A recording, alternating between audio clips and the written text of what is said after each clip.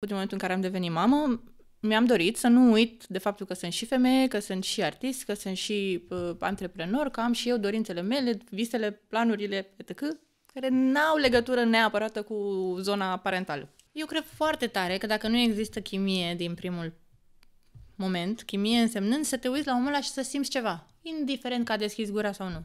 După aia, dacă deschide gura și îți place și ce spune, îți place și cum se pare, deci alea sunt la și altele. Dar dacă primul lucru nu simți, nu se simte o energie, degeaba discutați despre poeți și pictori și... Nu. Adică am foarte mulți prieteni, nu mai am nevoie de alții.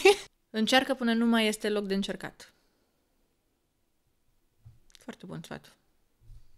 Să nu rămâi cu regrete. A fost o separare foarte frumoasă, în sensul că foarte frumoasă, e poate exagerat spus. A fost în termeni foarte ok, pentru că, practic, despărțirea sau ruperea sau relația consumată și încheiată deja se terminase. Când eram însărcinată cu Erin, am visat-o într-o noapte exact așa cum am văzut-o când s-a născut. Aceeași față, adică eu eram convinsă, dacă cumva nu mi-aș fi văzut copilul și m-ar fi dus apoi la bebeluș acolo unde stăteau ei în cărucioare, aș fi știu clar care este a mea, pentru că era exact ca în vis.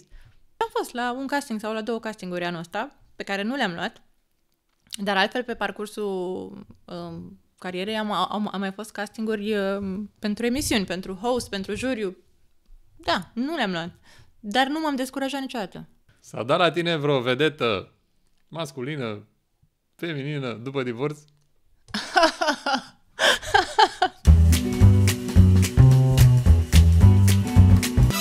Dragii mei, bine ați revenit la vorba lui Jorge la un nou sezon, sezonul 2, Doamne ajută la cât mai multe, asta doar datorită vouă, pentru că voi dați like, share, subscribe pe internet la materialele care vă plac, bineînțeles. Astăzi am o invitată deosebită, începem sezonul 2 cu o prietenă dragă, o tipă cu care am chimie pentru că este scorpioancă și eu cu scorpioancele am chimie, pentru că am și în familie, și soția, și fata scorpioance. O mică, o artistă internațională, româncă, de toate felurile. Ladies and gentlemen, aplauze, bine ai venit la sezonul 2, vorba lui Jorge Sore! Mulțumesc pentru invitație. E singurul intro pe care l-am făcut mai sus, restul a fost foarte serios, să știi. Foarte, așa pe seriozitate, să înțeleg. Nu neapărat pe seriozitate, dar îmi dau seama că se uită lumea în diverse situații. N-au chef de știi, și da, așa nu știi e. când ascultă oamenii podcastul, poate se uită într-o seară unde n-au chef să le urle cineva în căști sau... Da, mă, dar știi cum e când te afli în prezența unui scorpion, asta scoate scorpionul din tine. N-ai cum, da. Bine ai venit aici mulțumesc la... pentru prezentare. Bine ai venit la Ai vorba exagerat lui un Jorge. pic, dar... N-am exagerat, termină, uite să... Bine ai venit la Vladila, știu că Super. ai mai fost aici la Vladila, nu? Da, nu numai că am mai fost aici. În toate casele în care am locuit, de când s-a inventat, de când am aflat eu de Vladila, am avut tapet Vladila și constatarea mea din acest showroom este că toate formele de tapet, astea cele mai, nu știu, complicate, știi, atunci când tu le alegi, zici, hai să luăm ceva mai potolit, Da. așa un pic, să nu ne plictisim, să nu ne obosească. Băi, aici arată toate, senzațional. Deci sunt încărcate, toate arată bine, da? Exact, da. Cred că trebuie să fim noi mai îndrăzneți, mai... Asta îmi spunea și Ioana de la Vladila când ne-am văzut ultima oară la cea mai recentă casă. Mi-a zis, da, hai îndrăznește un pic. Și am îndrăznit, am mers pe mâna ei. Să te străvesc În casa mea peste tot am tapet, să știi, aproape. Da? Și în baie. Și eu am baie. Da. Yeah, go for it, yes. Bravo. Light sau normală? Poftiți? Light sau normală? Adică cu Figa zahăr light? sau fără Da, zahăr? Fără zahăr, Da. ok. Cum că eram deja cu mâna pe ea, da. Da. Servește o figa, da? Da, normal. Normal. Mulțumesc mult. Putem să și ciocnim, să facem un toast, pentru că suntem toast, da. în sezonul al doilea. Sezonul al doilea și iată prima oară la vorba lui Jorge. Să știi că ești binevenită. Doamne ajută să ai 100 de sezoane. Doamne. Faci minunat ce faci. Mulțumesc Serios. mult, mulțumesc. Foarte bună. Mamă. Dulce, așa ca mine. Exact. Și ca urmăritoarele noastre, nu? Da. Sore, Da. am 1.000.000 de întrebări în minte, dar aș vrea să încep cu una singură. Cum e cățelușul? Cum e? Aveți ai luat cățel. Mi-ai zis astăzi că vii mai păcălit, ai zis că vii cu cățelul. Da, asta era planul. Pentru că astăzi, acum ora 7, acum 7 ore am intrat în posesia lui Goldie, că așa Goldie. se numește. Da, Golden Retriever sau da, Goldie the Golden, este un nume pe care Erin ni l-a dat. E o fetiță de 3 luni și un picuț. Și a fost o decizie total spontană, pentru că noi astăzi suntem într-o zi de vineri, nu știu când postez, dar noi filmăm într-o zi de vineri. Bune, avem noi podcast, dar e ok. Așa, bun. Eu am luat decizia într-o zi de luni. Adică acum 4 zile. Acum 4 zile am luat decizia să aducem un suflet în familia noastră. Pentru că noi am avut cățel în ultimii 12 ani, care s-a dus în luna mai și mie mi-a luat un pic mai mult... N-au trecut atât de multe luni, dar mi-a luat un pic mai mult să accept ideea că va veni alt cățel să ia locul. Și pe lângă... E singură sau ce? Ce anume? Am crezut că e băiețel câinele, dar nu, e cel trecut era băiat. Ok.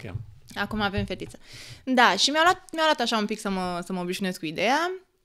Din totdeauna mi-am dorit un Golden Retriever, pentru că mi se pare că este animalul meu de suflet, în sensul că eu sunt un Golden Retriever în formă umană. Real. Eu mă bucur așa și când plouă și când e soare și mă bucur și de o cafea și de o pizza și adică știi, mă bucur la lucrurile mici. Și câinele ăsta exact așa e. Da, poate să lucruri mari, uite, că atunci când m-am operat la genunchi să mă plimb într-un parc mi se părea un lucru mare, știi? Exact. Depinde cum privești lucrurile. Și lucrurile... Și am fost învățați să credem că lucrurile mărunte... Sunt ușor de obținut. Da. Și nu e chiar așa. Nu e chiar. Stai în pat 6 săptămâni și nu mergi, wow, o gură de aer pe balcon este... Sau când stai în lockdown și îți dai seama că n-ai unde să te duci, nu? Libertatea, da.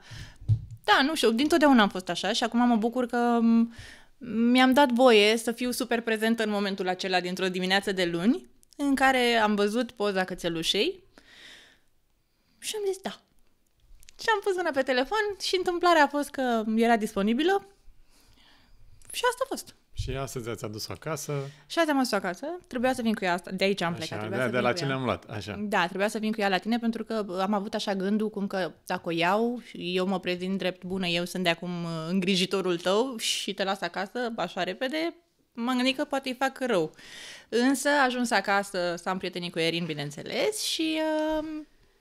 am lăsat-o acasă cu Erin, care Erin a zis, voi sta aici, o voi păzi, nu e singură, este și cu Bona, dar a zis Erin, voi sta aici, o voi păzi așa cum sunt salvamarii. Deci când mi-a dat toată încrederea. Și atunci am zis, bine. Avem, stai fără nicio bază, știi cum. Da. Dar acum mi se pare foarte tare că, uite, Erin a crescut încă de la naștere, eu deja le-aveam pe dot, cățelul trecut, și ea a crescut cu cățel în casă. Acum, impactul a fost mai mare când un cățel a venit în casa ei.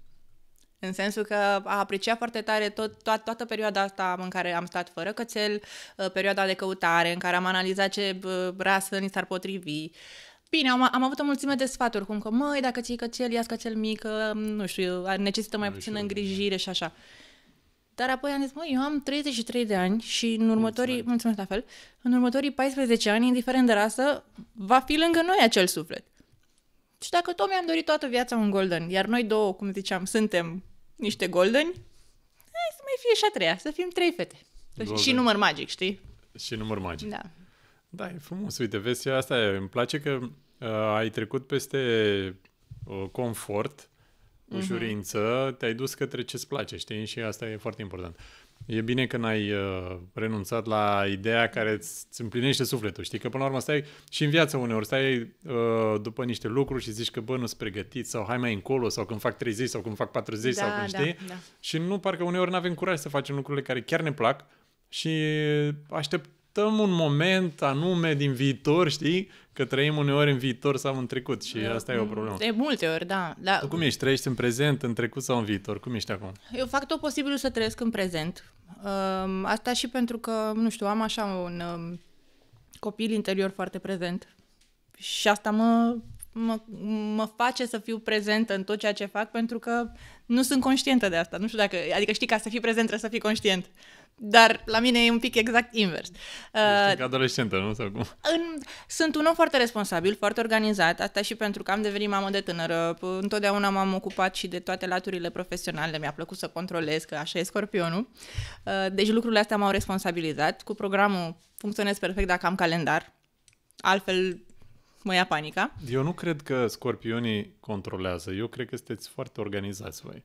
Voi aveți o minte organizată. Asta am descoperit și la soția mea și tatăl meu era scorpion, Dumnezeu să-l ierte. Fetița mea, Carina, e organizată în dezordinea ei, adică ea știe exact cum tot ce unde vrea să fie organizată, e organizată. Și eu cred că asta e. Nu cred că sunteți control freaks. Adică cred că sunteți doar foarte bine organizați. Nu știu, dar asta am simțit eu. Mulțumim, uite, faci un defect să pară calitate, îți mulțumim mult. Dar, da, trecând peste toate aceste lucruri de adult pe care le fac, acest copil din interior este foarte prezent și activ. Urlă, da. Poate că și datorită acestui lucru am o relație foarte mișto cu Erin. Uneori mă simt că suntem surori. Dar nu mai știu de unde am plecat cu prezența viitorului și trecutul. Dar eu trăiesc în viitor, nu că trăiesc în viitor, privesc spre viitor, pentru că am în permanență vise, planuri. Asta nu înseamnă că nu mă mulțumesc cu ce am, știi? Îmi place, adică mereu îmi place să mă gândesc că n-am cum să mă plictisesc dacă am cum să visez. Ok. Da. Te pui în pat noaptea și îți imaginezi cam ce ai vrea să ți se întâmple sau... Nu numai noaptea. Eu îmi imaginez ce aș vrea să se întâmple toată ziua. Toată ziua, nu? Toată ziua. Și scriu, pentru că mi-am dat seama că în momentul în care scriu, e ca la facultate, știi, când ești în sesiune, dacă citești, nu reții. Trebuie să și scrii ce citești și atunci când scrii, automat îți rămâne cumva informația sau măcar mult mai multă informație în minte. Așa fac eu cu versurile de la melodii.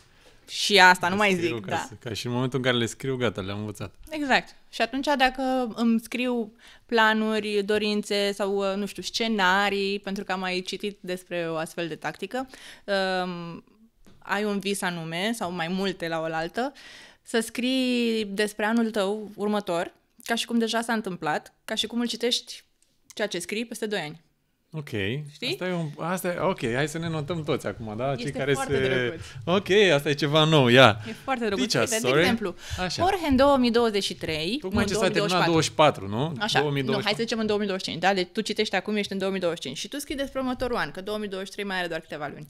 Așa. Jorge în 2024 a reușit ce-ți dorești tu? Nu știu, să ducă podcastul Ce fericit pe sunt TV. că s-a întâmplat în 2024. Corect. E 1 ianuarie 2025 și ce fericit sunt că eu, Jorge, am reușit în 2024 să... 2 puncte. Și ce dorești tu? Tot ce dorești, cum te face reușita aia să te simți. Măi, și chiar dacă nu se întâmplă. Tu, în momentul în care scrii, simți sentimentul pe care știi că l-ai simți dacă ți s-ar îndeplini dorința respectivă. Și măcar ăla e un sentiment așa de, băi, chiar aș putea să fac asta. Știi? Îți dă o încredere mult mai mare în orice vei face din ziua următoare. Da, așa este, pentru că citeam și zilele trecute într-una din înscrisurile lui Iisus era dorește-ți acel lucru ca și când deja ți s-a întâmplat și simte ca și când deja s-a întâmplat, știi? Da. Și e exact ce zici tu, doar că e spus un pic altfel. Mai așa, pe limbă pământeană. Da, exact, e foarte interesant. Eu am ajuns la tot foarte felul. bună practica asta. Habar n-am dacă funcționează, o să te anunț, dar... Păi eu mă apuc, eu zic dacă funcționează la mine, ne vedem pe 1 ianuarie 2025. Așa, bun, facem checklist. asta. Facem asta. 2024, da. Frumos, așa... Eu am făcut anul trecut, să vedem ce se întâmplă până la finele anului. Poate că nici nu m-am mai întors să citesc, să văd ce am scris, știi? Adică am scris-o. Trebuie să o citești mai des, cred. Cred că trebuie să-i mai dai un pic de sentiment acolo. Oricum, odată adică și la lună plină și la lună nouă, eu îmi tot scriu chestii și după aia, după un timp, revin. Stai. Care e faza cu luna nouă? Am văzut că a venit doamna Minerva. Ok, stai. Deci, la lună nouă... Astea sunt chestii băbești sau cum? Stai, nu, sunt chestii care țin de, nu știu, secretele manifestării, să zic. Despre care am citit și eu, pentru că aici încă o paranteză. Fii atent. Nu, da. Eu nu zic că... Nu notați. Puteți doar să trageți cu urechea. Eu vă anunț după aia dacă se îndeplinesc lucrurile astea. Dar este frumos că, până la urmă, cum să zic, nu e ofensă la adresa nimănui. Sunt doar niște vise, dorințe pe care tu le ai în mintea ta. Doar speranță. Că le și scoți din căput și le pui pe hârtie. Sau le mai povestești prietenilor, uite. Așa. La lună nouă, eu am învățat că îți setezi intențiile și la lună plină accepti lucrurile la care vrei să renunți. Lucruri, stări, sentimente, știi ce spun?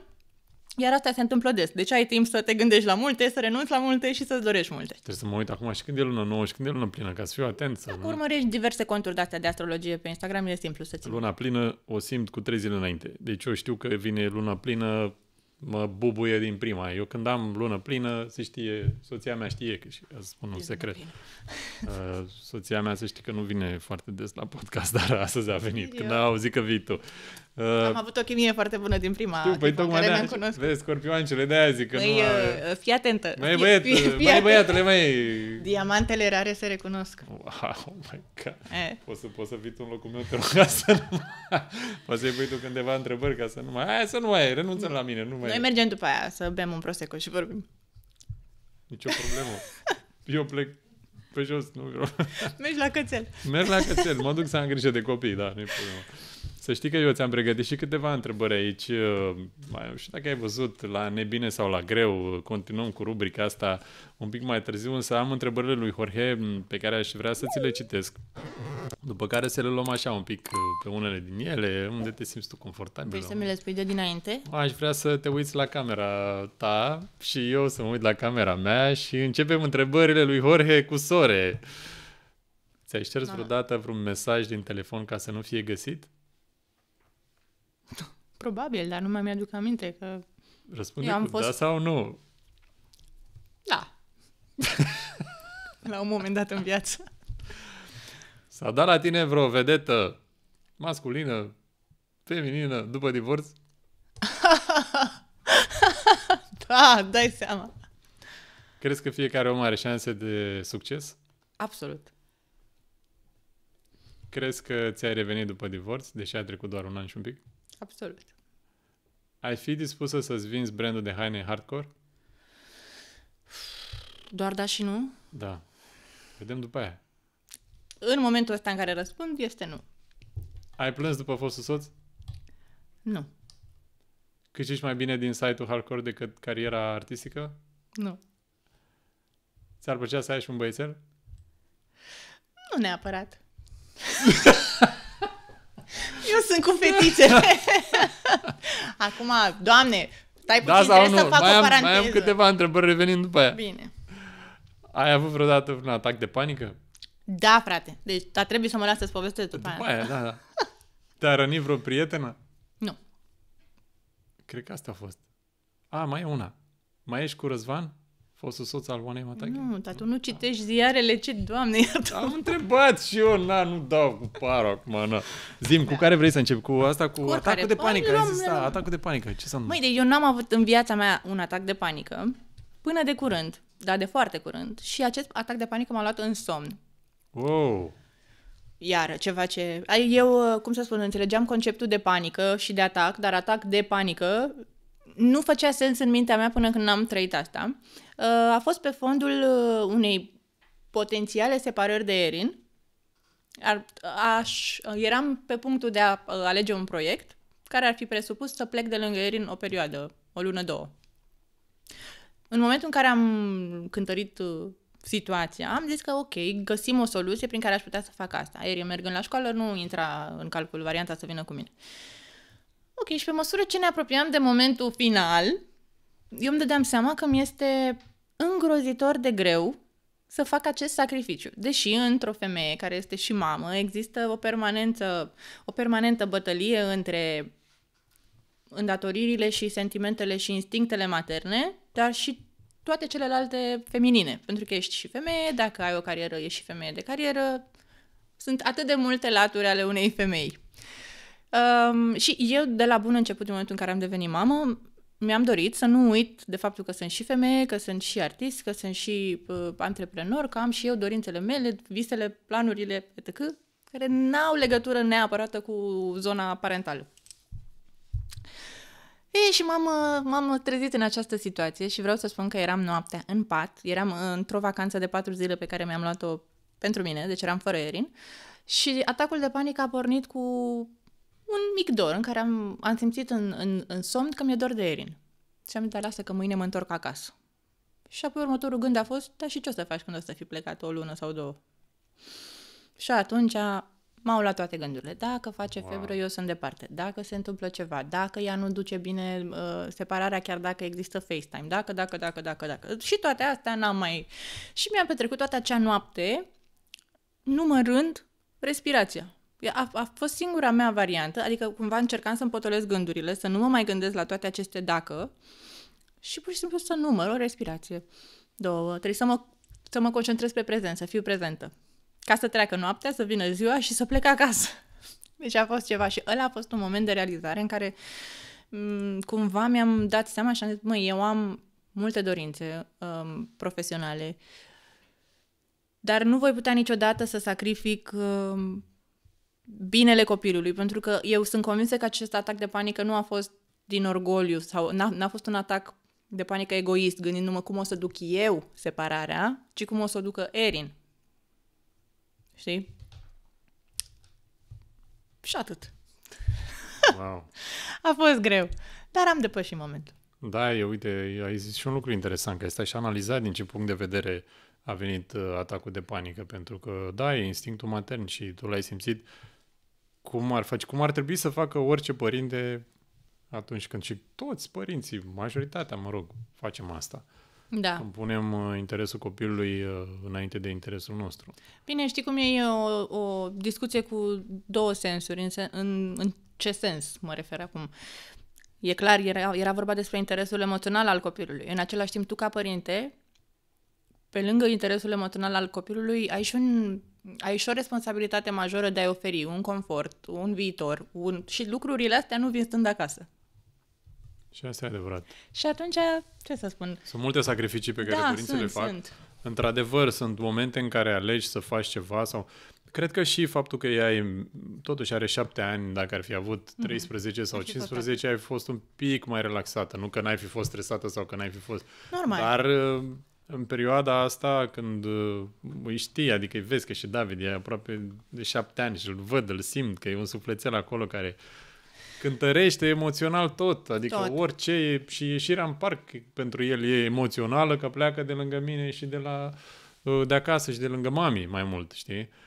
Adică orice lucru e emoțional și îmi dau seama cât de greu, dar să ajungi la un atac de panică pentru treaba asta, Nu mă așteptam, dar cred că mi-am reprimat foarte multe sentimente în tot procesul acela, care a fost un proces de câteva luni cu proiectul, cu construcția lui și să vedem dacă merg sau nu.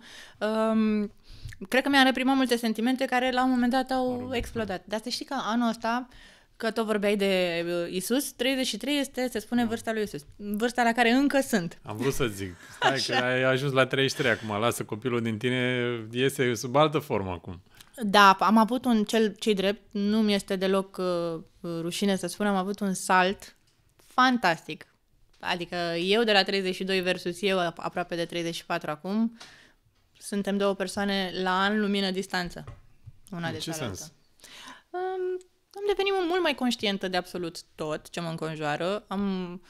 Mi-am dedicat foarte mult timp și răbdare în a mă cunoaște, a vedea cum am fost înainte de a intra în relația în care am fost. Aveam 23 de ani și cum au transformat atât relația, rolul de mamă, cum mi s-a dezvoltat cariera din punctul A până în punctul B.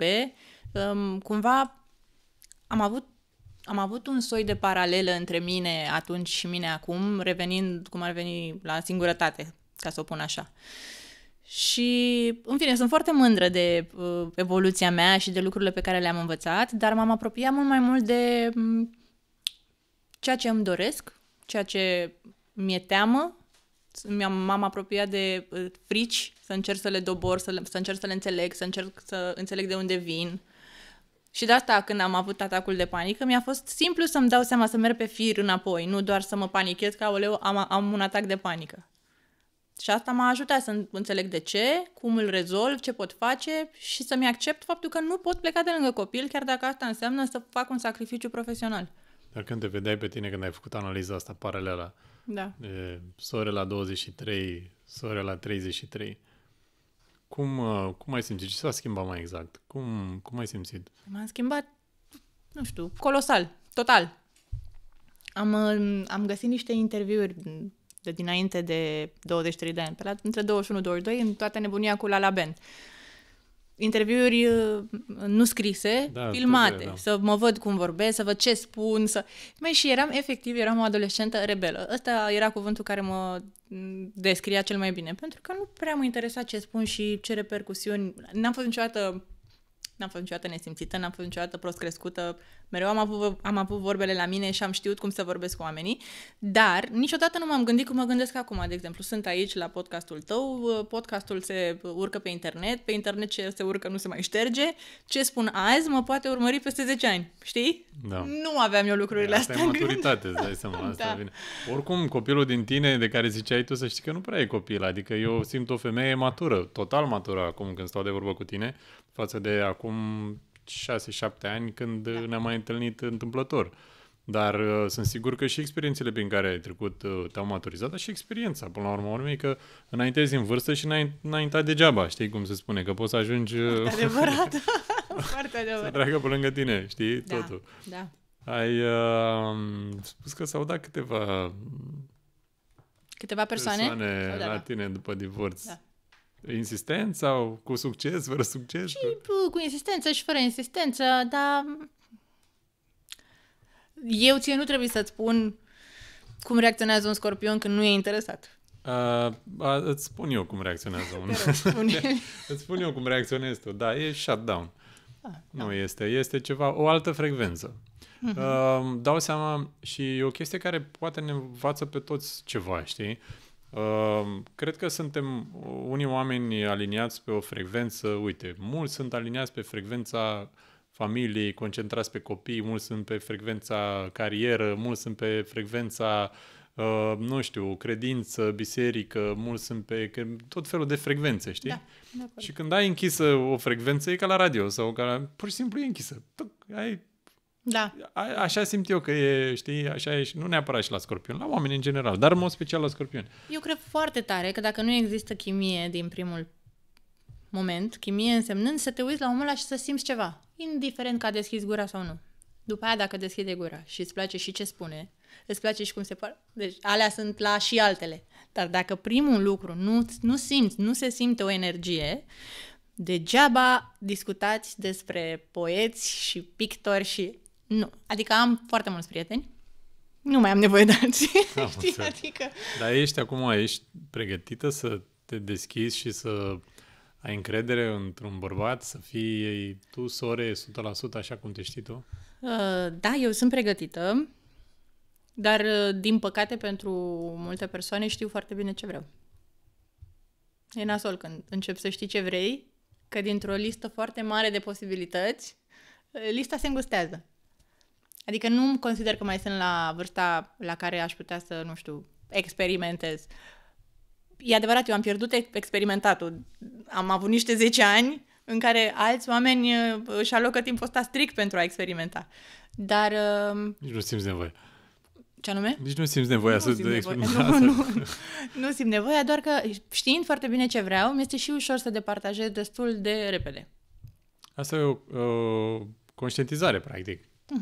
O conștientizare a persoanei cu care intri în contact și când exact cum ai zis tu, prima impresie, că așa se spune, prima impresie, mă rog, la noi e chimie, impactul emoțional, cum a trecut de pânza freată, exagerez acum, știi, dar înțeleg perfect ce spui, pentru că așa e, simți din prima omul, mai ales când ai experiență. Și te-ai întâlnit cu eu nu am experiență, dar... Tu te-ai întâlnit cu 10.000 de oameni. Bine, așa, oameni, da, am cunoscut. Se spune... Te-ai întâlnit cu 10.000 de oameni, adică ai muncit cu foarte mulți oameni, cu mii de oameni. O să-mi dau seama așa în mare. O să dai seama dacă are cineva un interes la tine sau dacă are un impact negativ sau dacă are un impact pozitiv, simți. Da, știi ce se spune în psihologie? Asta mi-a spus terapeutul meu. Zice, momentul acela pe care îl descriem cu toții, băi, chimia aia, băi, că și când l-am privit am știut, este doar o traumă care ți este apăsată. O rană pe care tu ai mai trăit-o și o recunoști în omul acela. Zic, dar cum o recunoști, mai?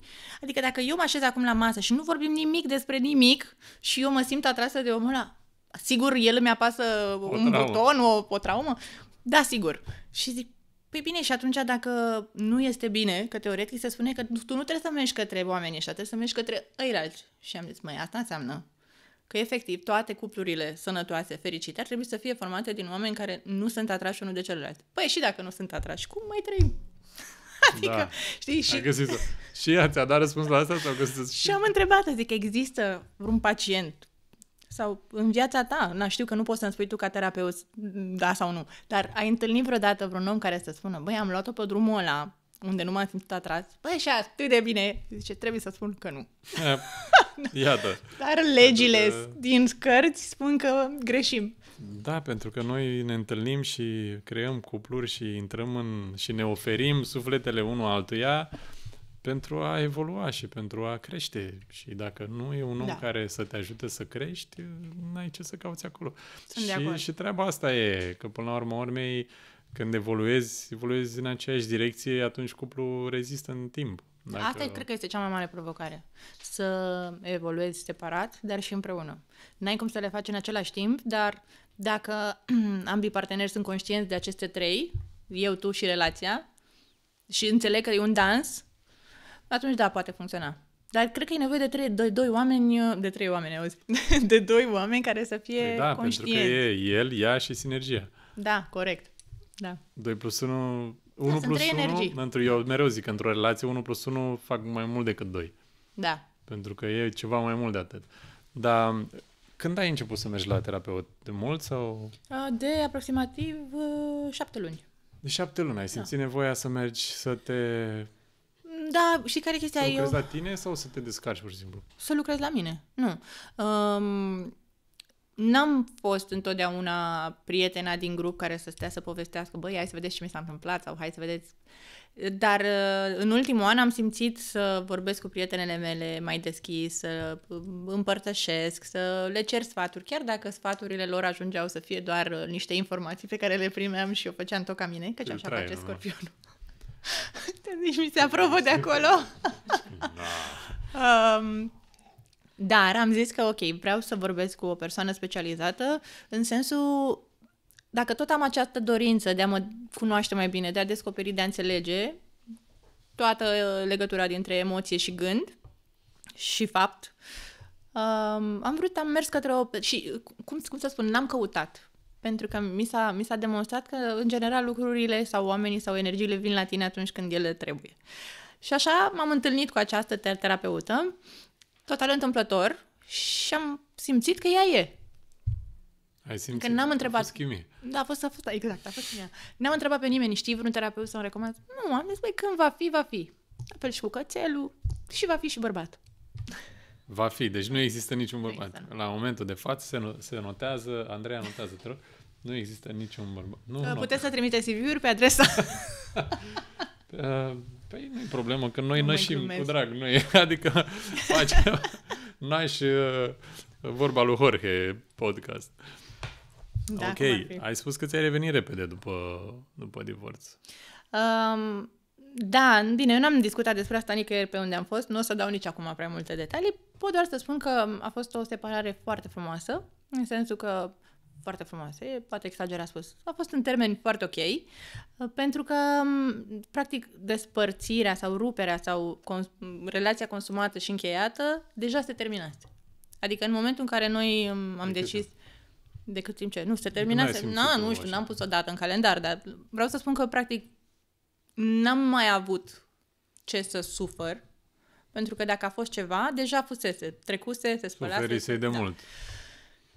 Și asta spun, a fost o separare foarte ok, pentru că am reușit să comunicăm foarte bine amândoi în momentul ăla și de atunci încoace suntem foarte echilibrați în creșterea lui Erin. Foarte, adică este realmente un tată extraordinar. Ce frumos. Da. Și chiar i-am zis de curând că Erin îl vede ca pe un erou și are dreptate. Pentru că el, pentru ea, este ireproșabil. Asta e cel mai important pentru un copil atunci când există separare, să existe timp dedicat din partea ambilor părinți, pentru că ei simt ce au nevoie, trebuie să fie acolo, trebuie să...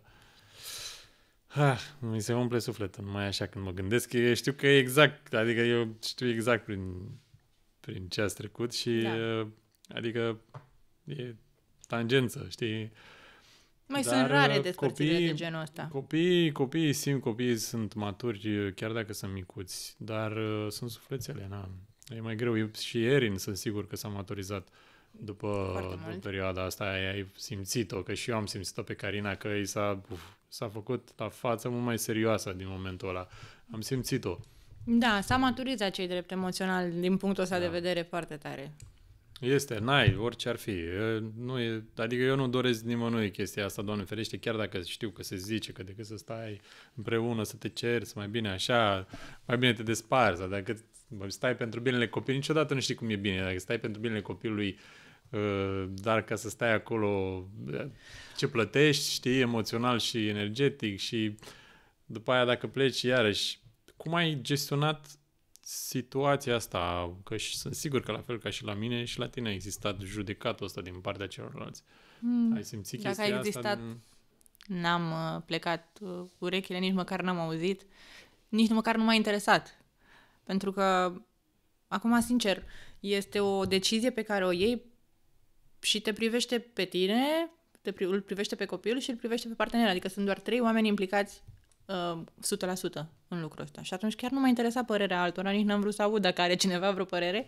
Însă, apropo de ce spuneai, eu m-am gândit foarte mult ce va înțelege Erin peste ani și ani când se va uita în urmă din situația asta. Și mi se pare că acum, la 1 an jumătate după, pentru că noi am anunțat mai târziu decât în momentul în care s-a întâmplat, la un an jumătate după, Erin petrece mult mai mult timp cu amândoi decât se întâmpla înainte.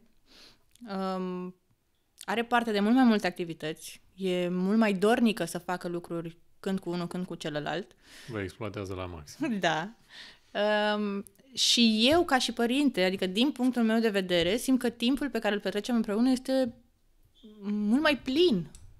Are parte de mai multă însemnătate, pentru că e automat, fără să dai seama, când nu ești alături de copilul tău, în următoarea perioadă simți nevoia să compensezi lipsa. Dar, că începusem să spun, îmi doresc că atunci când va fi adult și se va uita în urmă, să-și dea seama că, ce te sperie nu este neapărat un lucru rău. Adică este ok să faci și lucruri care te sperie. Îți imaginezi că mi-am pus 100 de întrebări în minte. Ce va înțelege Erin? O voi traumatiza, îi voi crea, nu știu, sentiment de anxietate, de abandon, de orice. Cum voi fi privită? Mi-am pus toate aceste întrebări. Oare îmi voi găsi fericirea? Oare există mai bine de atât?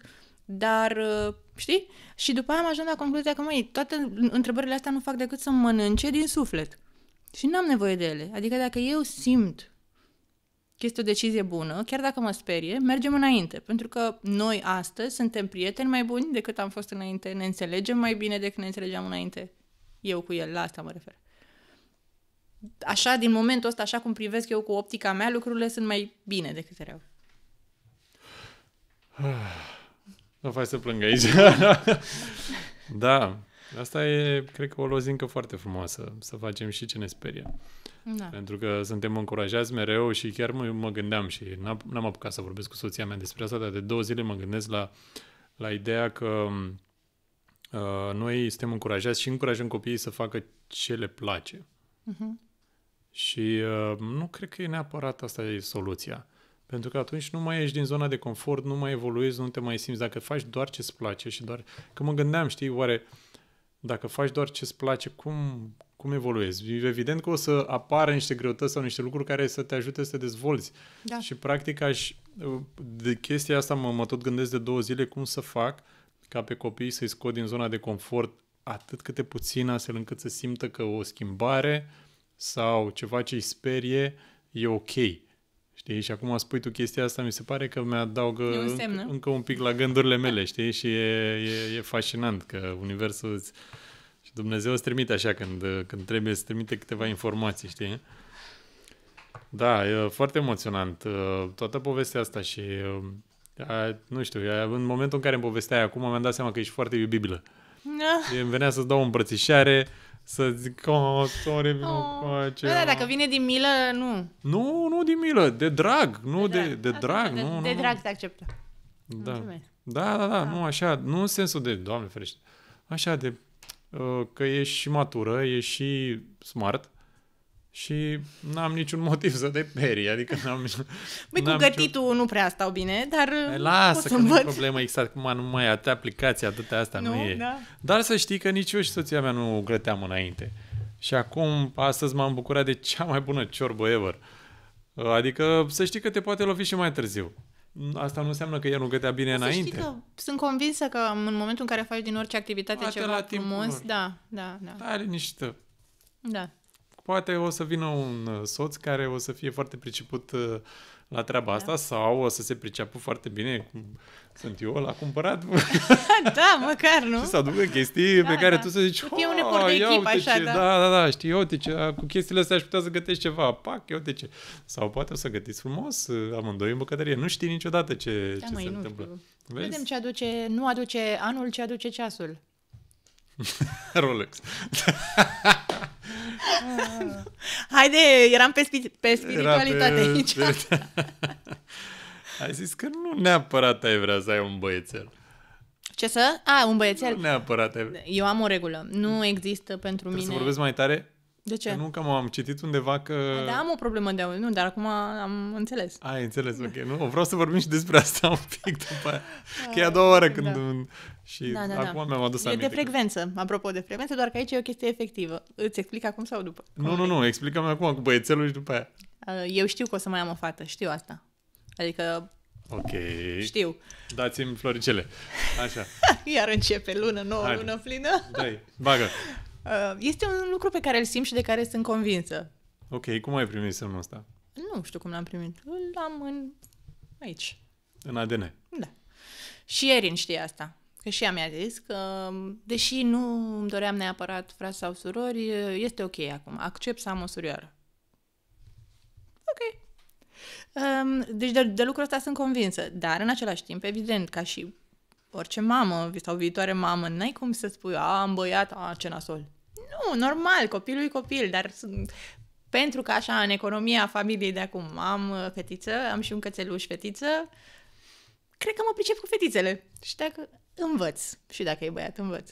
Nu-i problemă. Da, normal, pentru că și soția mea zice la fel, că îmi place mai mult să cumpăr chestii pentru fetițe, că sunt obișnuită să cumpăr pentru Ilinca și pentru Carina. Acum când e David, nu știu, că la băieți nu știu cum să stai liniștită, că mă ocup eu, nu-i problemă. Dar vezi, cu siguranță. Partea masculină, clar, o să simtă exact ce trebuie făcut acolo atunci când o să vină.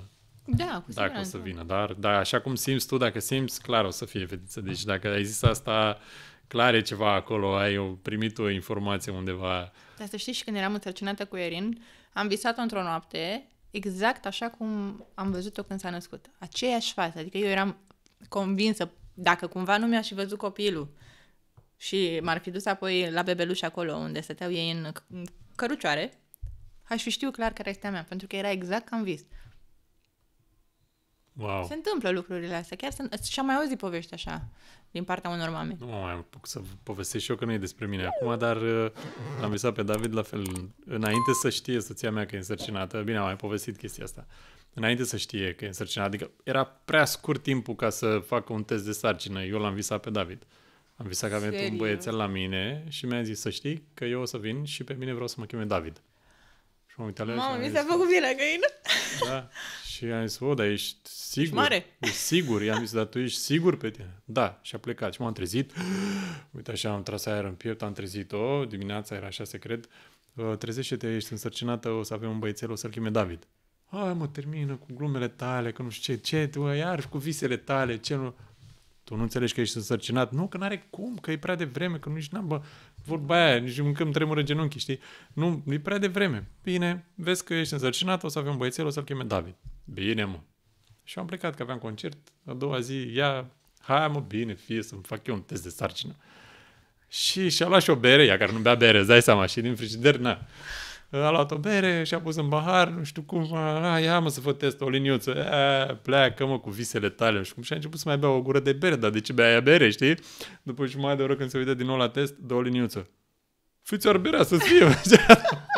Și nu eram acasă, știi? Și după aia mi-a povestit. Da, și am zis, da, ți-am zis, o să avem un băiețel, o să-l cheme David. Și uite că e. Eu cred în mesajele de genul ăsta. Adică știu că sunt foarte multe persoane care sunt un pic mai raționale, să zicem. Și nu-și imaginează cum este posibil să ai tu un vis așa sau eu așa sau Și eu și ce cred? multe alte Cred certitudini. că lor nu li s-a întâmplat.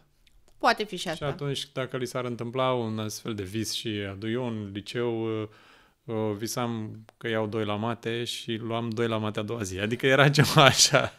M-a avertiza din prima, știi? Adică nici nu mai apucam să mă duc la școală că știam, plecam cu frică. Adică, na. Bine, acum știi, sunt alți oameni care spun, păi dacă ai visat, tu ai visat că iei 2, nu te-ai mai străduit. Știi? Funcționează și da și nu, dar asta cu copilul nu are nimeni ce să-ți spună că... Păi, dar nu credea nici un soția. mesaj. Așa și cu auzul, vrei să Cu știi. auzul, da. Păi da, nu este nimic fantastic. La 3 ani am avut o tită de 3 ori și tratamentul administrat la momentul acela a fost unul toxic, în sensul că mi-a afectat percepția. Recepția, adică nu este nimic operabil. Recepția, timpanul este în regulă. Deci recepția e bună, percepția este ușor altfel. Alterată, am înțeles. Da. Un pic. Și sunt anumite frecvențe pe care ori nu le percep, de exemplu șoaptele, dacă sunt în aceeași cameră cu tine și sunt cu spatele, nu aud dacă șoptești. Șoaptele, am înțeles șaptele. Mă gândeam, Uite, vezi, și tu ai o problemă. Și tu ai o problemă. Când Zic, ce frecvență 7? Șoaptele. Okay. Mi-e greu un pic așa să le înțeleg. Deci, atenție, pretendentul sau pretendenții, să nu veniți la sore cu... Ești cea mai... Ca să știi că mi-am pus de multe ori întrebarea câte te iubesc cu șoptite am ratat. Wow! Așa. Multe, probabil. Wow! Eu mă gândesc și câte înjurături ai scăpat. Asta vreau să spun. Deci, pe de o parte, vezi, ca orice lucru, depinde din ce unghi privești. Moneda, pe ce parte e. Da. Exact. Cu siguranță. Și yang. Clar e ceva cu dragostea vine și cu ură. Adică eu cred că e balanța asta între câți oameni te iubești și câți oameni te urăsc s-ar putea să fie la fel ca și la yin și yang. Știi că nu știi niciodată că noi ne gândim la oamenii care ne iubesc, știi? Dar mai sunt și oameni care nu ne plac, știi? Și până la urmă e normal că nu poți să te placă toată lumea. Adică, na. Da, E da. ok. Normal. E Ai imposibil. simțit asta, că te-a afectat vreodată chestia asta când erai mai la începutul carierei? Că sunt oameni care nu te plac și trebuie să dai bine, trebuie să fii... Erai la band, erai peste tot, erai peste tot, erai omniprezentă. Atunci cu La Band a fost mult mai ușor să accept că există oameni care nu mă plac sau care au, nu știu, consideră că nu sunt talentată sau... A fost mult mai ușor pentru că ponderea era mult mai mare în partea cealaltă. Adică știi cum e, zic 2, hai mă bine, uite pe ăștia la alți 100, știi?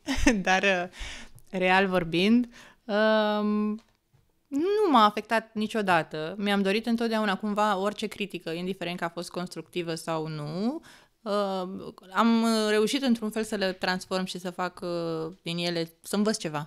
Adică, ok, invidie dacă e să iei așa, na, că sunt oameni care sunt invidioși. Dar ceva din ce spuneai acolo merită privit și văzut dacă vrei să lucrezi în direcția aia. Dar altfel, cum să spun, stai că mi-am pierdut ideea. Vreau să zic ceva, era ceva deștept. Deci, stai că am plecat de la Band. Poate nu trebuia să spun. Poate nu trebuia să spui, uite, vezi. Da. Ai plecat tu cu 100 care te plac, 2 care nu te plac, cu oamenii, cu percepția, cu... O să-mi amintesc. O să-ți amintești, dacă e important, o să-ți amintești, ok. Da.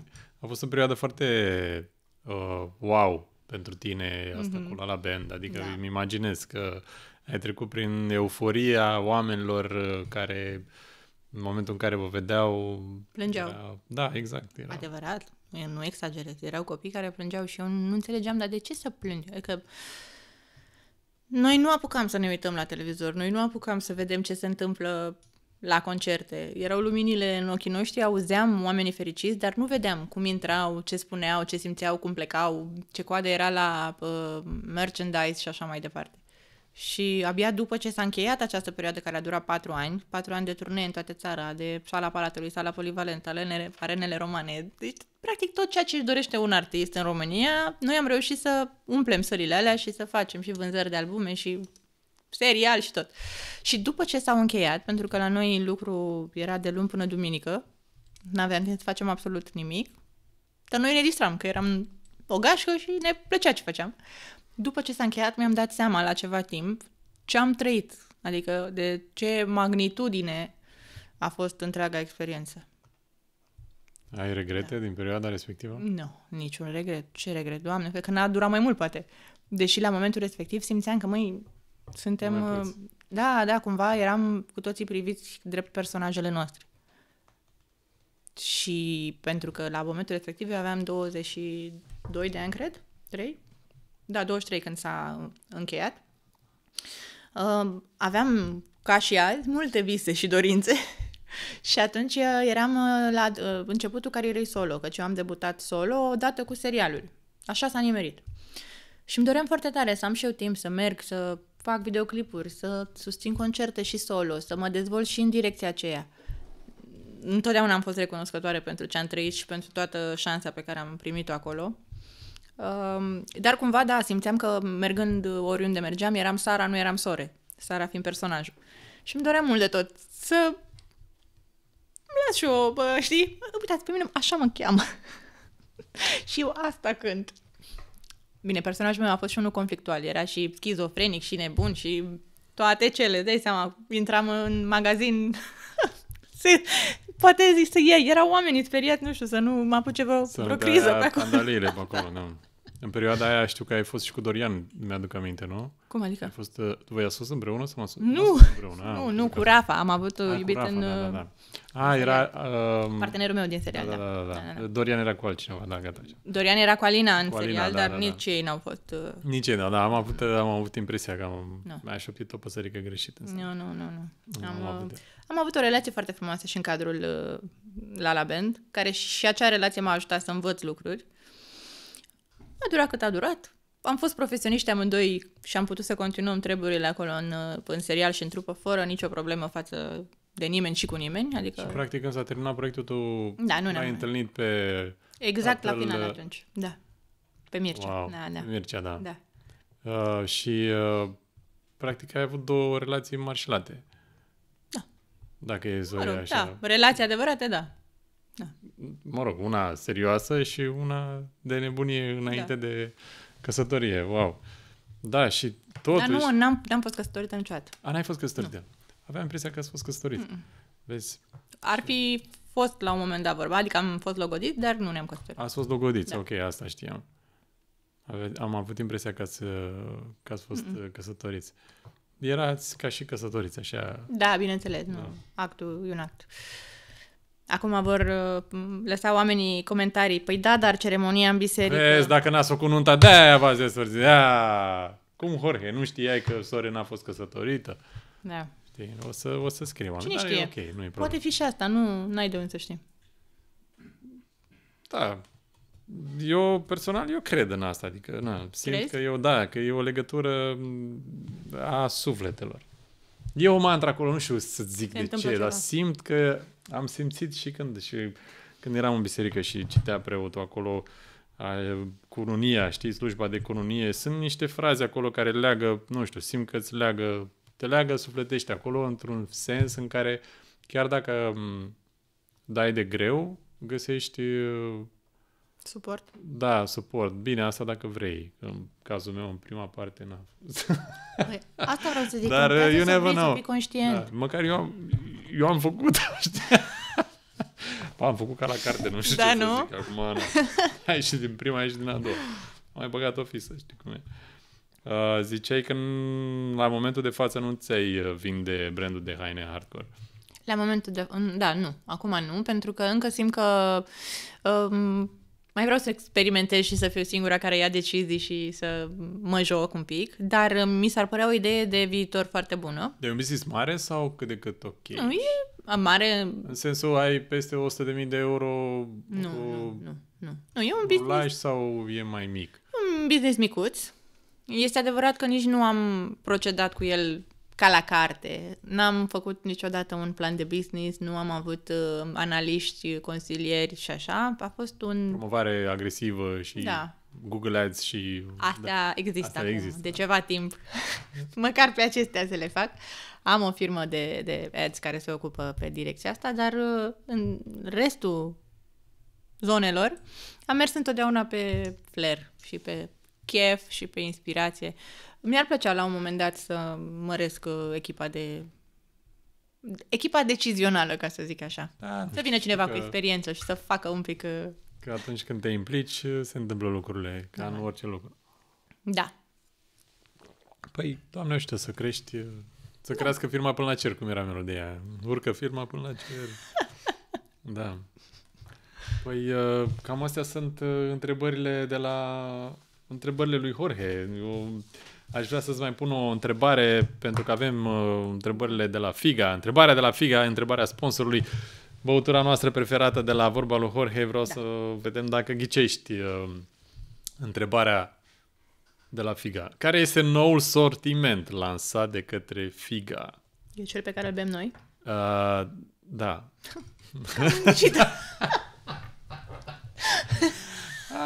Am vrut să-ți șoptez și mi-am dat seama că nu e bine să-ți șoptez, să zic Figa. Stai așa, să văd dacă pot fi. Stai, nu șopti, că oricum n-aud.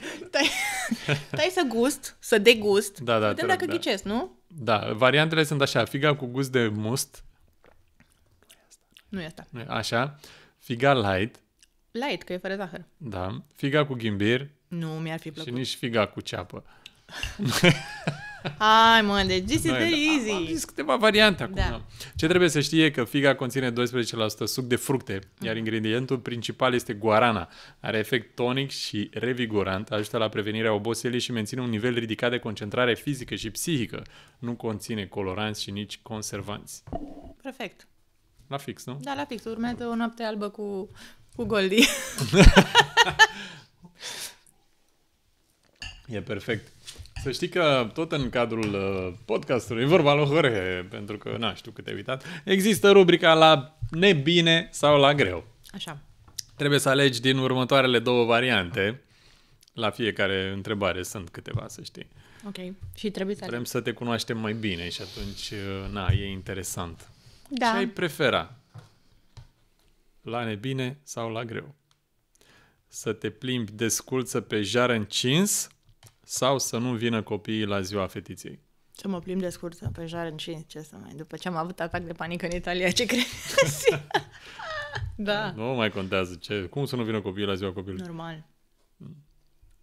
La nebine sau la greu? Să rămâi însărcinată și să nu știi cine e tatăl sau să nu mai poți cânta niciodată? Nu mai pot cânta niciodată. Definitiv, clar. Pum, rapid, răspuns Păi, final. pot să fac multe alte lucruri. Dar cu onoarea, Cum rămâne? cum rămâne? Bun. Să sar cu parașuta sau să nu vină mirele la altar? Să sar cu parașuta, mai sărit. Ai mai sărit, nu? Da. Nu, că mă gândesc că sunt oameni care pot să aleagă și ei acum când pun întrebările astea. Și să, da. Mai sunt oameni care se gândesc, știi? Mai îmi scriu oameni că, bă, eu aș face aia, dar n-aș face aia altă, știi? Eu aș mai Da, degrabă, normal. asta e, să nu vină copiii la ziua cu copilului, decât să Cum meargă să pe mă jar ard eu, încins, da, sau... La nebine sau la greu? Să plouă torențial când ești de la coafor Da. sau să îți greșească culoarea când te vopsești? Să plouă torențial. Să nu greșească culoarea, culoarea Doamne e culoare. ferește. Mi s-a întâmplat odată, a fost crunt. Crunt! Și cum ai simțit? Ce ai simțit? Am simțit să fac o criză, doar că părinții mei m-au crescut în alt spirit. Să dai, să nu mai... Nu, adică, din păcate, și zic asta din păcate pentru că, măi, și bunul simț, adică e foarte bine să-l ai. Așa, zic că asta e o chestie interesantă. Dar sunt momente în care poți să mai renunți un pic la bunul simț și să spui punctul de vedere, să bați cu pumnul în masă când trebuie. Ori eu a trebuit să învăț astea treptat și în momentele la care mă gândesc eu acum, ar fi trebuit să răstorn masa. Bine, dar poți să faci un pic de acțiune și fără violență sau... Vorba vine să În fine, trebuia să vorbesc doar Să fii mai vocală. Să fiu mai vocală, doar că eu am mers pe principiu oricine greșește, asta este nicio problemă, data viitoare să fie mai bine. Greșim când suntem prea cu bun simț, așa? Da. Ți se întâmplă, de exemplu, să mergi pe stradă sau să fii într-o conjunctură în care din cauza faptului că ești persoană publică nu poți să fii destul de vocală, că după aia ți are lumea în cap că bravo mă că ești tu sore, că nu știu cum. Da. S-a întâmplat de multe ori, nu? De multe ori. Știu, și mie mi se întâmplă de multe ori. Și deja am început să nu mai pot. Adică cu chestia asta nu mai suport. Pentru că îmi dau seama că, până la urmă, și eu am o viață și eu sunt om. Exact. Și nu pot să mă las călcat în picioare atunci când doar ca să fac frumos, plac. nu? Da, exact, sau să fac frumos. Dar nu, domne, că noi suntem... Uite că m-ai călcat pe coadă și nu-mi place. Scuză-mă, știi? Și sunt convins că se întâmplă tuturor treaba asta. Da, da. Dar... mă rog, așa cu oamenii, că vin să-și ceară o poză când tu mănânci, ești cu burgerul în gură și îl mesteci, putem să facem o poză? E bine, asta nu e o problemă. Chestii superficiale, sunt mici, dar Dar în situații de tipul ăsta în care ar trebui să te cerți sau să-ți impui punctul de vedere și să zici, băi, hai totuși, tragem o linie aici, nu sunt fraiera nimănui, știi? Da.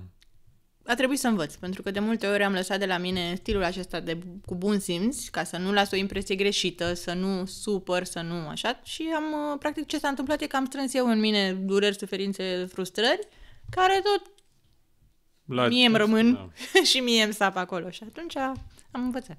Mie mi se pare că unii oameni pe social media, de exemplu, au prins un tupeu fantastic că stau în spatele unei tastaturi, știi, și scriu acolo și au impresia că dacă ei scriu acolo sunt șmecheri și sunt tari și sunt atât de, ce am zis-o lui ăsta, știi?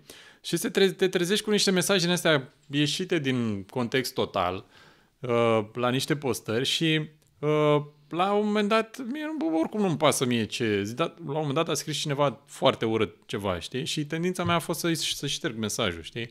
Eu nu prea șterg mesaje când primesc, nici pe Instagram, nici pe nicăieri. În comentariu, da. Și am zis, bă, și ce voia să-i răspund eu omul ăsta? Că e prea mult tupeu, știi? Și Mike Tyson are o vorbă, am văzut undeva într-un podcast și zicea că oamenii s-au obișnuit pe social media să aibă prea mult tupeu fără să primească un pumn în gură. Așa este. Și poate că e momentul să fim și noi mai vocal cu chestia asta, pentru că prea ne sare toată lumea în cap cu orice lucru, dacă ai făcut ceva sau n-ai făcut ceva sau orice chichiță, că li se pare lor că sunt ei, oricum oamenii sunt mai deștepți în general, dar oamenii deștepți nu se exprimă cu asemenea cuvinte în comentarii pe social media, adică să fim serioși. Și cred că este nu știu, poate că ne-a ajuns și nouă, știi, să înghițim atâta... Bine, cumva și tu și eu venim din generația care a crescut generația de persoane publice care au crescut cu o responsabilitate, cu responsabilitatea imaginii perfecte. Și atunci... Nu știu dacă perfecte, dar să nu de la perfecte până să... Bine, nu înceapă oamenii să... Nu, mă refer la faptul că amândoi ne-am construit carierele pe când celebritatea sau persoana publică era un idol. Mm-hmm. Nu era atât de ușor de atins, în sensul că n-aveai Instagram, n-aveai Facebook, nu vedeai zona vulnerabilă, nu vedeai ce faci în fiecare zi, cum arată machiat, nemachiat, ciufulici, așa și pe dincolo. Nu-și punea vreo poveste la vreun podcast personală, deci vedeai doar imaginea poleială și atunci era responsabilitatea, cel puțin eu în momentul în care am început în pariu cu viața, era responsabilitatea atunci când tu pășești în afara casei tale și nu vii la serviciu, nu filmezi, nu ești la concert, tu ne reprezinți pe noi. Și orice faci, trebuie să dai seama că ai o responsabilitate pentru fiecare vorbă, pentru fiecare comportament, adică fii persoana pe care ai vrea să o întâlnești la modul ăsta.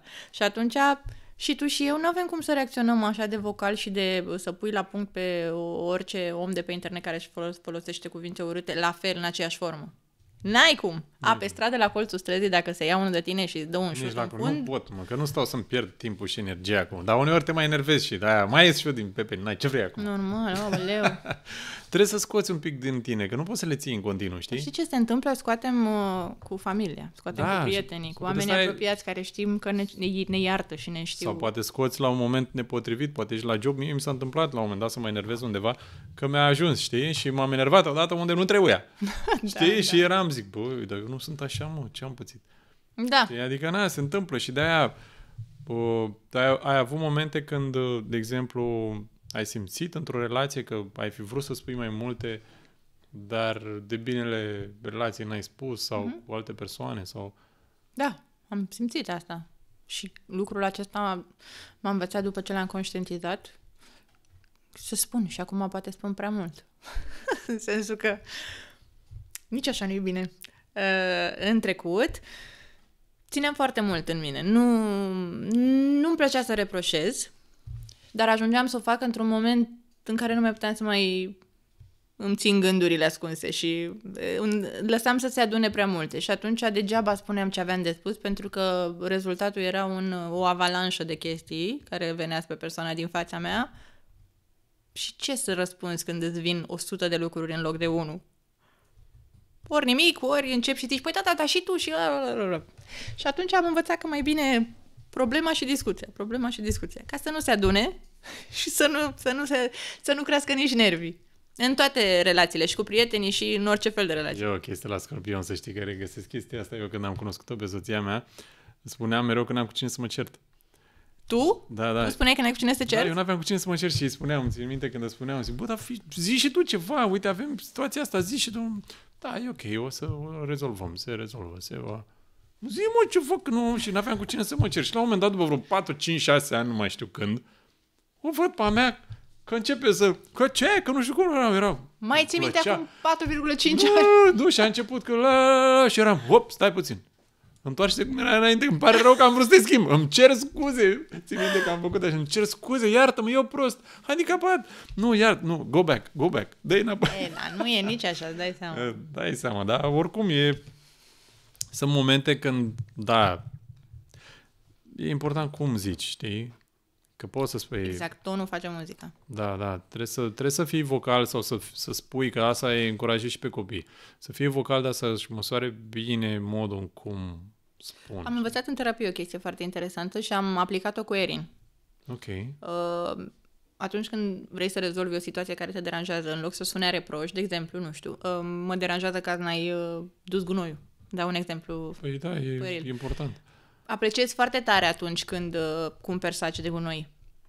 Crezi că ai putea totuși să duci gunoiul? Da, o dai cu panou, cum ar veni, am înțeles. Și lui Erin îi spun, apreciez foarte tare că ai venit și mi-ai povestit că ai făcut-o pe fetița respectivă să plângă. Foarte frumos că ai venit și mi-ai spus, apreciez că ți-ai recunoscut greșeala și că ai conștientizat-o. Deci am zis de bine. Și acum hai să vedem de ce ai simțit să faci asta. Că totuși a fost o răutate. Înțelegi? Și atunci observ și pe ea că rezultatul nu este să se simtă certată. Ba, ce ai făcut? Dar eu așa te-am învățat. Și nu din astea. Și observ că da, e constructiv. Cum? Ai auzit tu de astea sau? Da, normal. Păi ce întrebări standard aud în jurul meu și îmi vine și mie să le spun, că și eu am crescut cu ele. Unde ai învățat tu asta? După aia. Păi eu așa te-am crescut. Cum rezolv conflictul? De ce ai auzit că am jurat? Unde ai învățat asta? Nu știu, la YouTube. Mamă, dar eu așa te-am crescut să vorbești? Zi, nu recunoști scenariul? Și atunci încerc să ies din astea, pentru că mi se pare că și pentru copii sunt, știi cum e, ca fundalul, zgomotul white noise. E același lucru. Nu. La fel și nouă, dacă ne spune cineva, iar nu duci gunoiul, da, bine, o să-l duc. Uit!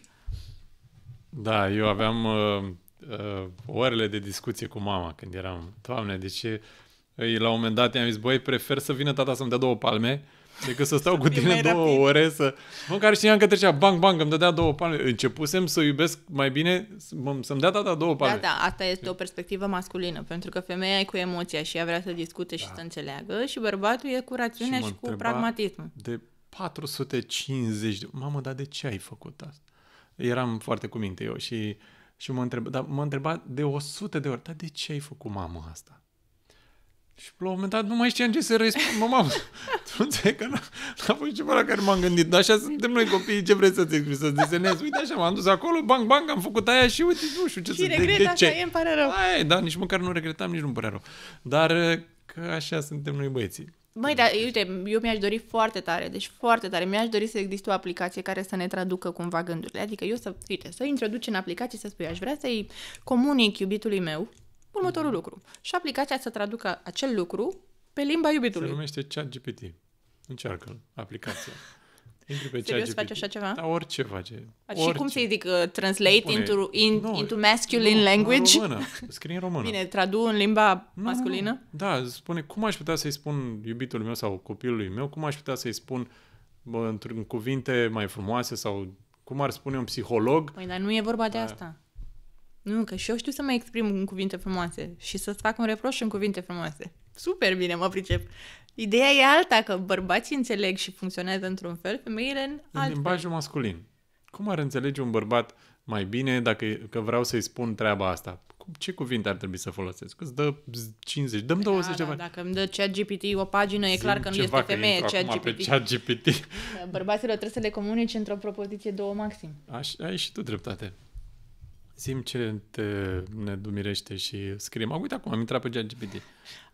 Era pur și simplu un gând care mi-a venit. Era un gând. N-am nimic de comunicat în momentul ăsta. Nu am zis că găseam o soluție, dar uite. Cum spun soțului pe înțelesul bărbatului să ducă gunoiul mai des. Că mă deranjează așa, că nu duce gunoiul. Dă-mi 5 variante. Dă-mi un sfat. Dăm 5 variante, ok. Așa, primul. Ți-aș aprecia ajutorul mai mult în ceea ce privește gunoiul. Wow, e prea elaborat, nu știu, dar ar fi frumos dacă l-ai duce mai des. Simt că gunoiul se adună prea mult înainte să-l duci. Da. Simt. Simte toată casa când... Să știi că mă deranjează când gunoiul stă prea mult în casă. Da, dragul meu, mi-ar face plăcere să avem mai multă grijă de curățenie. Nu, asta n-ar funcționa. Dragule, putem să vorbim despre gunoi? Aș vrea să-l duci mai... Nu, nici asta nu funcționează. Aș vrea să vorbim despre gunoi. Nu funcționează deci, nici asta. Da, epic fail, da. Practic trebuie să dai o soluție de ChatGPT intern? Iei gunoiul și îl pui în mijlocul sufrageriei. Vărsat. Nu, îl pui acolo, trebuie să-l vadă, nu? Dacă ți s-ar întâmpla asta, ai trece pe lângă el? Nu, clar. Nu, n-ai de ce? Ia uite un gunoi. Ce caut aici? Da, nu știu, ai și singur al naibii făcea. Bine, spune-mi tu acum. Se spune că bărbaților trebuie să le spui ce vrei. Și dacă ei nu înțeleg, trebuie să le arăți. Și asta e parțial adevărat. Mare parte e adevărat, da. Adică noi comunicăm diferit, știi? Uite, e o chestie, e prima oară când spun chestia asta. Sunt bărbați și mă număr printre ei, care atunci când, uite, noi ca bărbați nu prea comunicăm așa, știi? Adică serios? Noi dar când o facem, e momentul nostru de vulnerabilitate. Și ăla e momentul în care noi ne deschidem față de voi, femeile.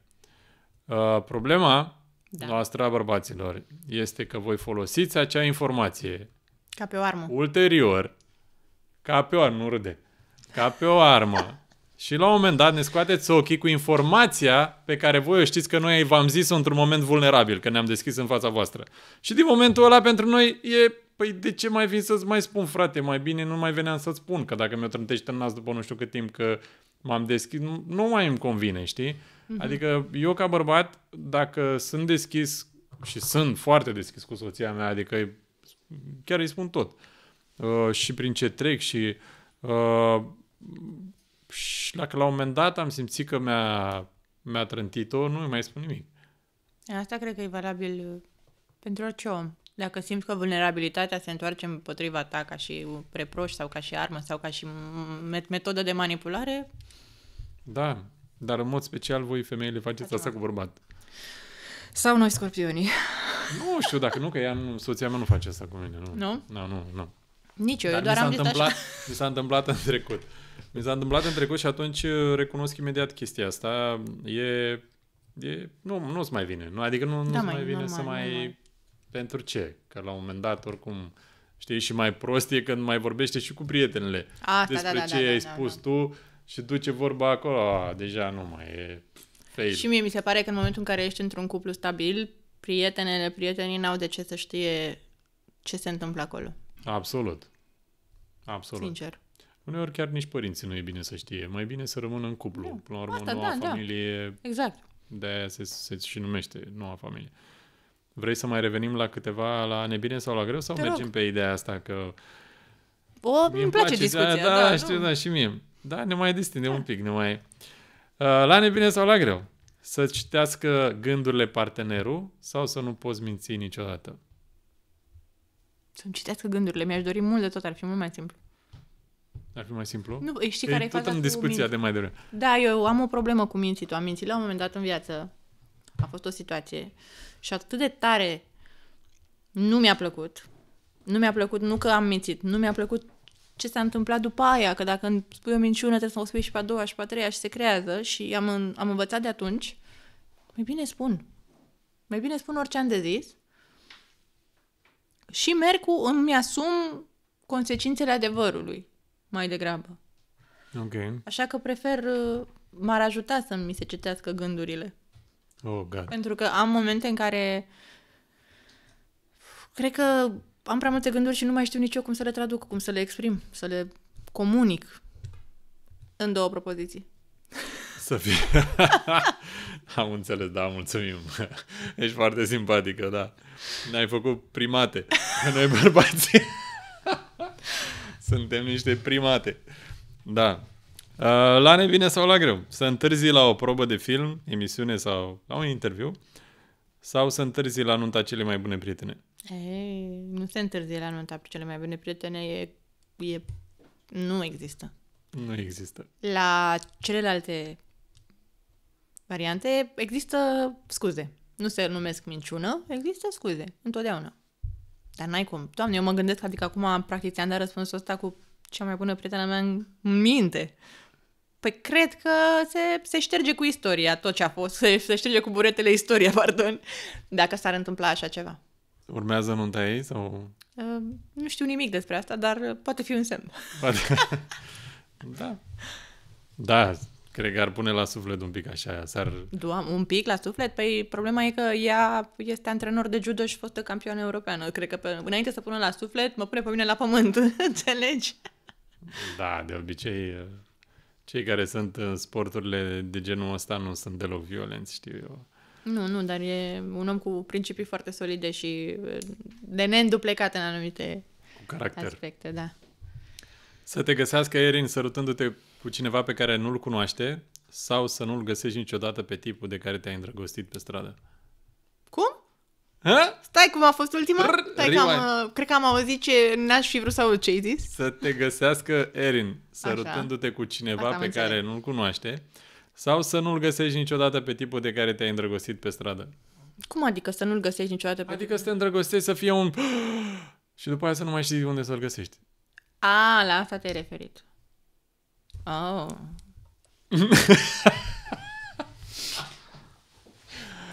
Oh my God. Este foarte dificil aici.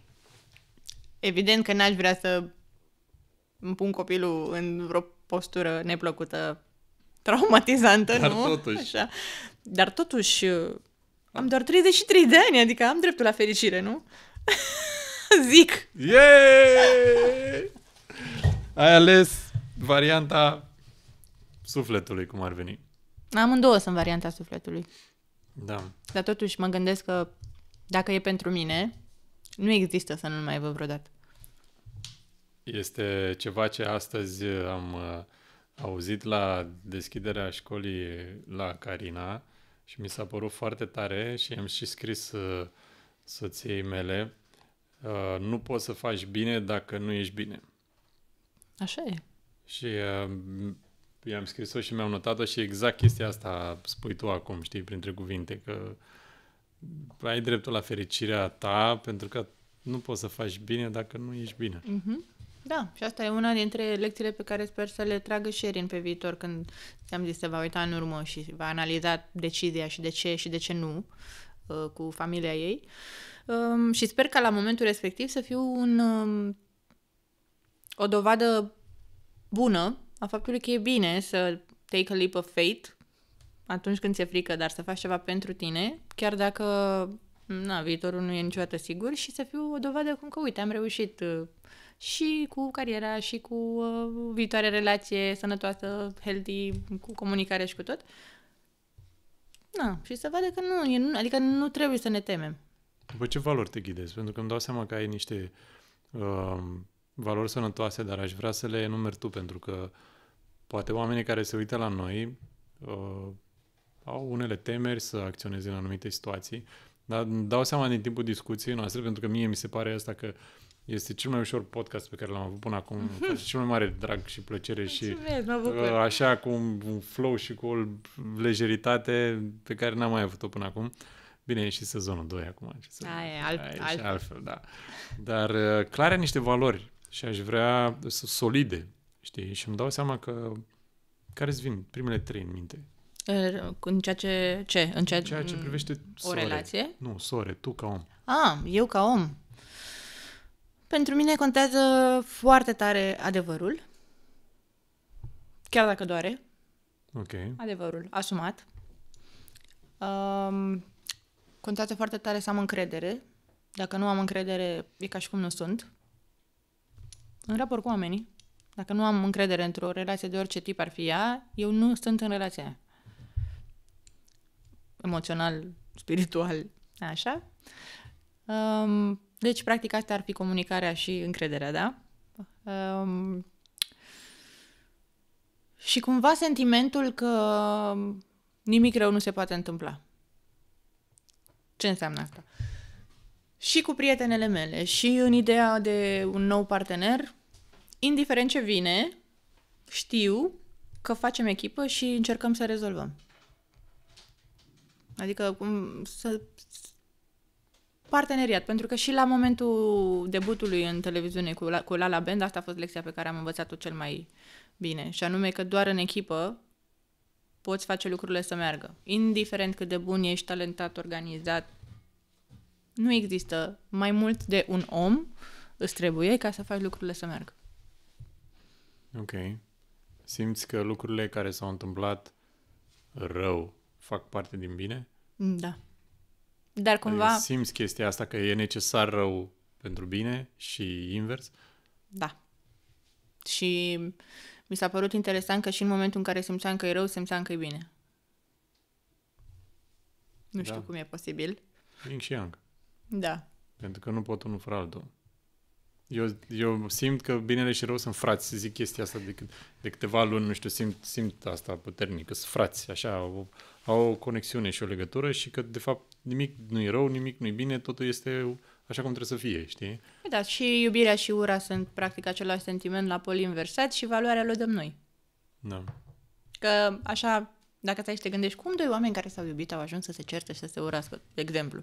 Nu vorbesc despre mine aici, zic în idee. Păi cumva același lucru, că sentimentul ăla... Uite la mine, am înțeles. Nu, dădeam un exemplu, dar am făcut paranteza să se înțeleagă că nu asta este povestea mea. Glumesc. Și cred că ăsta e răspunsul. Cum iubirea se transformă în ură. Iubirea și ură au același glob, vorba de valența, de cum îl întorci. Ce valoare îi dai. Clepsidra. Da. Se scurge în direcția care... energie pe care o dai, cum ar veni. Da. Ai simțit, cât de importantă e să te simți apreciată pentru tine? Adică, dacă ai notat de la 1 la 10, cât de mult e important pentru tine să te simți tu, soreu? Să primești validare? Nu validare. Să simți că ești apreciată pentru ceea ce ești tu ca om. Nu validare. Ok, deci vorbim tot relațional, cu prietenii, cu... Ca om, da. Foarte important. Mi se pare cel mai trist să nu te simți văzut, auzit și înțeles. Dar în același timp tu să vorbești degeaba. Adică aprecierea, cred că, nu știu, pune bazele oricărei relații de orice tip. Că e profesional, că e personal cu prietenii, că e amoroasă. La fel și între mamă și copil. De asta, orice discuție cu orice copil, toți specialiștii în parenting spun că trebuie să înceapă cu o apreciere. Absolut. E la fel ca la o floare. Trebuie să o uzi și să o îngrijești și să-i tai buruienele. Dar să îi spui și că e frumoasă și că e minunată și că... Da. La fel și cu apa. Faci chestia asta? Spui apei înainte să bei? Îi spui ceva? Nu știam. Nu? Zi-mi să spun. Nu știu, așa fac chestia asta de ceva timp și am început să Spun și celorlalți despre treaba asta. Să spui apei tale lucruri bune și apoi să o bei. Da. Mai e o variantă. Poți să faci și pe asta în continuare. Poți să-ți scoți o poză cu tine din copilărie și să ți-o pui în baie, să o lipești în baie sau să o ai undeva unde o vezi, din baie, pe noptieră. Și de fiecare dată când te uiți la tine copil, tu nu simți că te uiți la tine. Tu simți că te uiți la un copil. Și de aceea atunci când ai gânduri critice la adresa ta sau te consideri că nu ești suficient de bun în direcția aia sau că n-ai făcut bine sau că așa, să-ți alegi mai cu grijă cuvintele. Că tu de fapt îi vorbești acelui copil din poză și dacă l-ai avea în fața ta, altfel te-ai adresa. Deci să fim mai buni cu noi, să fim mai blânzi. Da. Să nu mai fim atât de autocritici, să nu... Cerem foarte multe de la noi, știi? Asta e uneori chestia asta, că ne punem atât de multă presiune, că uneori bubuie și oala aia sub presiune, mai sare capacul din când în când, știi? Da, nu știu dacă e neapărat nasol sau greșit să ne punem presiune, că totuși dacă tu, de exemplu, nu ți-ai fi dorit sezonul al doilea ca să simți presiune în sezonul 1, n-ai fi ajuns să faci sezonul al doilea. Dar contează și cum tratezi presiunea asta. Adică dacă n-ai fi reușit, dacă, nu știu, abordarea ta ar fi fost, bă, măcar am încercat, era una ok, dar să nu fi reușit și să fii de ce prost am fost, știam eu că nu sunt bun. Era greșit. Eu când am pornit, îți spun acum ceva inside info.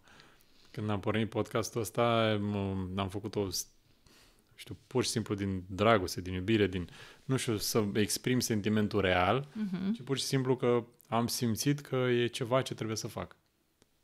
Cu ideea necondiționată a niciunei așteptări de rezultat. Cel mai bine. În condițiile în care s-a întâmplat, cred că, printre singurele dăți din cariera mea, când n-am ridicat o așteptare de la un proiect.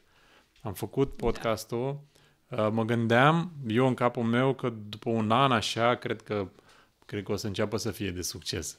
Și a fost din prima. Știi? Și a fost din prima și eram, wow. Da, pentru că... Dar asta e datorită echipei, pentru că dacă nu aveam echipa, și mai sunt, nu doar Andreea și Cristi, mai sunt și alți colegi de-ai noștri cu care lucrăm, și cu Ana, și mai sunt și alți colegi de-ai mei, cu ei am gândit strategia de la început și aia când ai spus treaba asta cu echipa, da, și discuțiile cu Adrian și toate ședințele pe care le-am avut înainte să începem, au pus bazele podcastului ăsta și dacă nu erau ei, eu nu înțelegeam exact ce, nu știu, cu ce se mănâncă treaba asta a podcastului, știi? Păi cred că în orice tip de relație e minunat atunci când o viziune este înțeleasă. Adică voi ați avut o viziune pe care ați înțeles-o toți și toți ați mers în direcția. Nu, eu n-am înțeles-o la început. Dar ai făcut efort să înțelegi. Da, am simțit că e ce trebuie, știi? Da, dar ți se și potrivește, acum sincer. Dacă nu erai potrivit, puteai să ai echipa echipelor. Da, adică... posibil. Da, nu știu, eu chiar mă gândesc la oameni și asta cred că am zis-o de fiecare dată când am avut ocazia și cel puțin aici la podcast, că podcastul ăsta nu e pentru mine, nu e despre mine, este despre, poate și puțin despre invitați, dar mai mult este despre oamenii care se uită. Ce mesaj ajunge la ei și ce...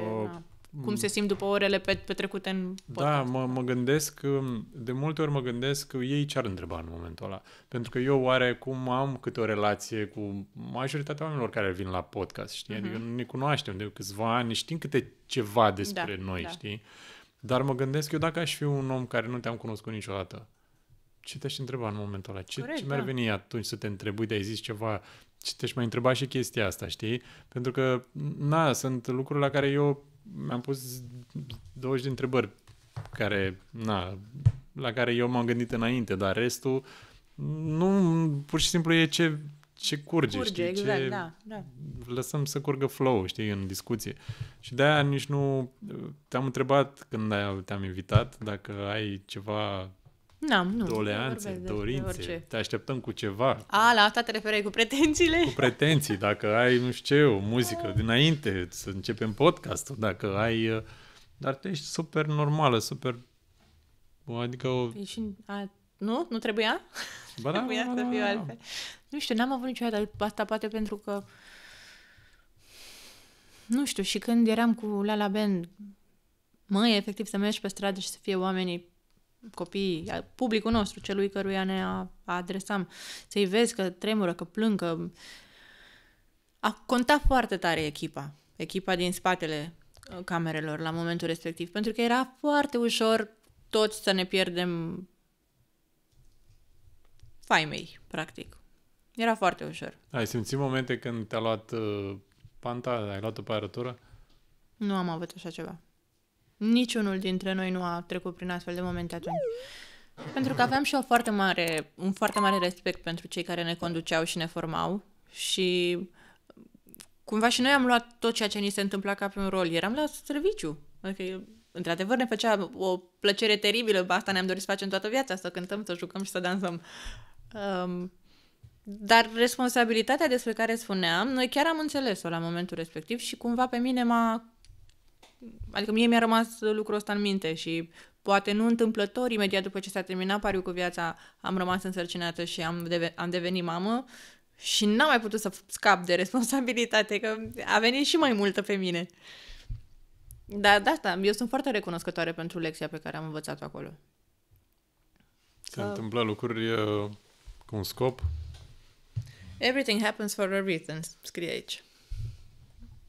100%. E primul meu tatuaj, l-am de la 19 ani și cred că am prima zi în zicala asta. Bine, sunt foarte multe acum pentru că e trendul ăsta ascendent de mindfulness și de spiritualitate. Oriunde te duci, că ești pe TikTok sau pe Instagram, ești lovit de multe quote-uri și afirmații și așa. Și chiar ieri am dat peste unul care spunea ceva de genul că dacă dorești ceva și nu se întâmplă, bucură-te. Înseamnă că ceea ce îți dorești nu este potrivit pentru tine. Dacă am putea să privim lucrurile așa cu o lejeritate, cu o detașare cumva în momentul ăla, poate că ne-ar fi mai ușor să nu mai fim atât de dezamăgiți. Și mă uitam la Asta ar însemna să renunți. Nu neapărat. Mă rog, dacă ești construit spre evoluție, orice ușă închisă te va forța, după ce te enervezi și suferi un pic, să deschizi o alta sau să încerci să deschizi alta. Asta e clar. Că nici tu, nici eu n-am avut toate ușile deschise mereu. Ne-am lovit de o grămadă. Dar cred că ține de construcție. Casting-uri și să nu iei casting-ul? Da. Mi s-a întâmplat, am avut casting-uri atunci cu Pariu cu viața, ăla a fost primul pe care l-am dat. După el am mai dat un casting pentru filmul lui Tudor Giurgiu, De ce eu, pe care l-am luat. Dar nu mă așteptam. Și de atunci până anul ăsta n-am mai dat niciun casting. N-am mai cumva în mintea mea am închis potențialul actoricesc cumva, nu știu de ce. Și acum mi-am dat seama odată cu TikTok-ul că îmi place atât de mult să mă joc de actorie și să fac tot felul de sketch-uri, chiar dacă e playback, lip-syncing, dar mie îmi place foarte mult actoria. Și am fost la un casting sau la 2 castinguri anul ăsta, pe care nu le-am luat, dar altfel pe parcursul carierei am mai fost castinguri pentru emisiuni, pentru host, pentru juriu. Da, nu le-am luat. Dar nu m-am descurajat niciodată. Astea sunt aspecte pe care oamenii nu le cunosc. Și de obicei, noi, în general, ca oameni, privim doar succesul. Exact. Și vedem doar rezultatul final. Și niciodată de-aia te-am și întrebat, pentru că se întâmplă să iei castingul ăla, odată. Și ăla dar până acolo, da, exact. N-ai luat 400 sau n-ai luat 50, dar nimeni nu spune de chestia asta. Oamenii văd doar... Și eu recunosc că și eu înainte mă uitam cu invidie și am recunoscut invidia în mine. Când vedeam că alți artiști... Așa! Opa! Ai spus cuvântul ăla! Am zis ceva care te-a marcat. Te-a mișcat. M-a mișcat, real. Da. La mod fizic. Da, și mă ofticam când vedeam că cineva reușește și eu credeam că nu merită sau că eu sunt mai bun, știi? Ai simțit chestia asta vreodată? Da, am simțit-o și eu. Nu mi se pare nici greșit. Că până la urmă mă uit copiii încă de la 3 ani când învață atea mea, atea ta. Ea de ce are păpușa aia și eu nu am? N-a învățat nimeni copilul să pună problema așa, deci cumva cred că e ceva total natural în noi. Până la urmă și asta este, cred eu, tot un impuls așa către evoluție. Dar cred că trebuie să-ți dai seama, băi, cât la sută vreau să fac un, nu știu, brand de haine pentru că are și aia. Înțelegi? Cât la sută fac asta pentru că am fost inspirată sau impulsionată și cât la sută îmi doresc. Pentru că îmi place, că mă văd făcând asta, că mă pricep, că mă reprezintă, da. acolo cred că se trage linia. Dar sunt, într-adevăr, văd și eu în jurul meu, multe persoane care reacționează din invidie 99% și după aia se mai și gândesc, bă, dar mie de ce nu mi-a ieșit? Că am făcut și eu același lucru. Tu ai avut un hit internațional, Rest of the World, pe care l-am ascultat pe repeat în continuu. Da. Different. Da.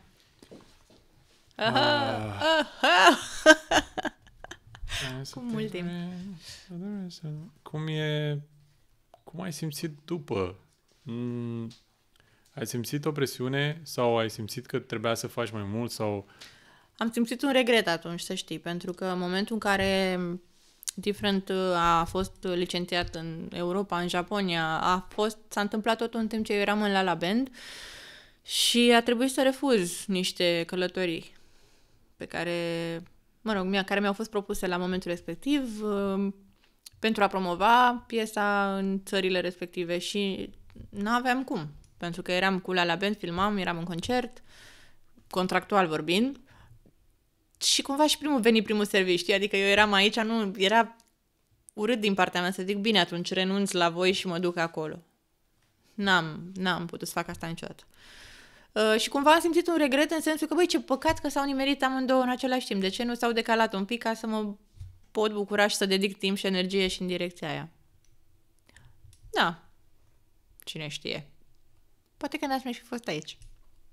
Asta cu siguranță. Sau poate că erai tot aici, nu știi. E un film pe Netflix, știu că soția mea l-a văzut și mi-a povestit și mie că era despre două tipe. Cum era? Despre două tipe care... Firefly Lane? Nu? Era o tipă și cu două scenarii de vieți paralele. Da, o tipă cu două... L-am văzut. O tipă cu două scenarii de viață paralele, o tipă care a rămas însărcinată și una care a rămas... E aceeași, da. Dar cum se numește filmul? Nu mai știu nici eu.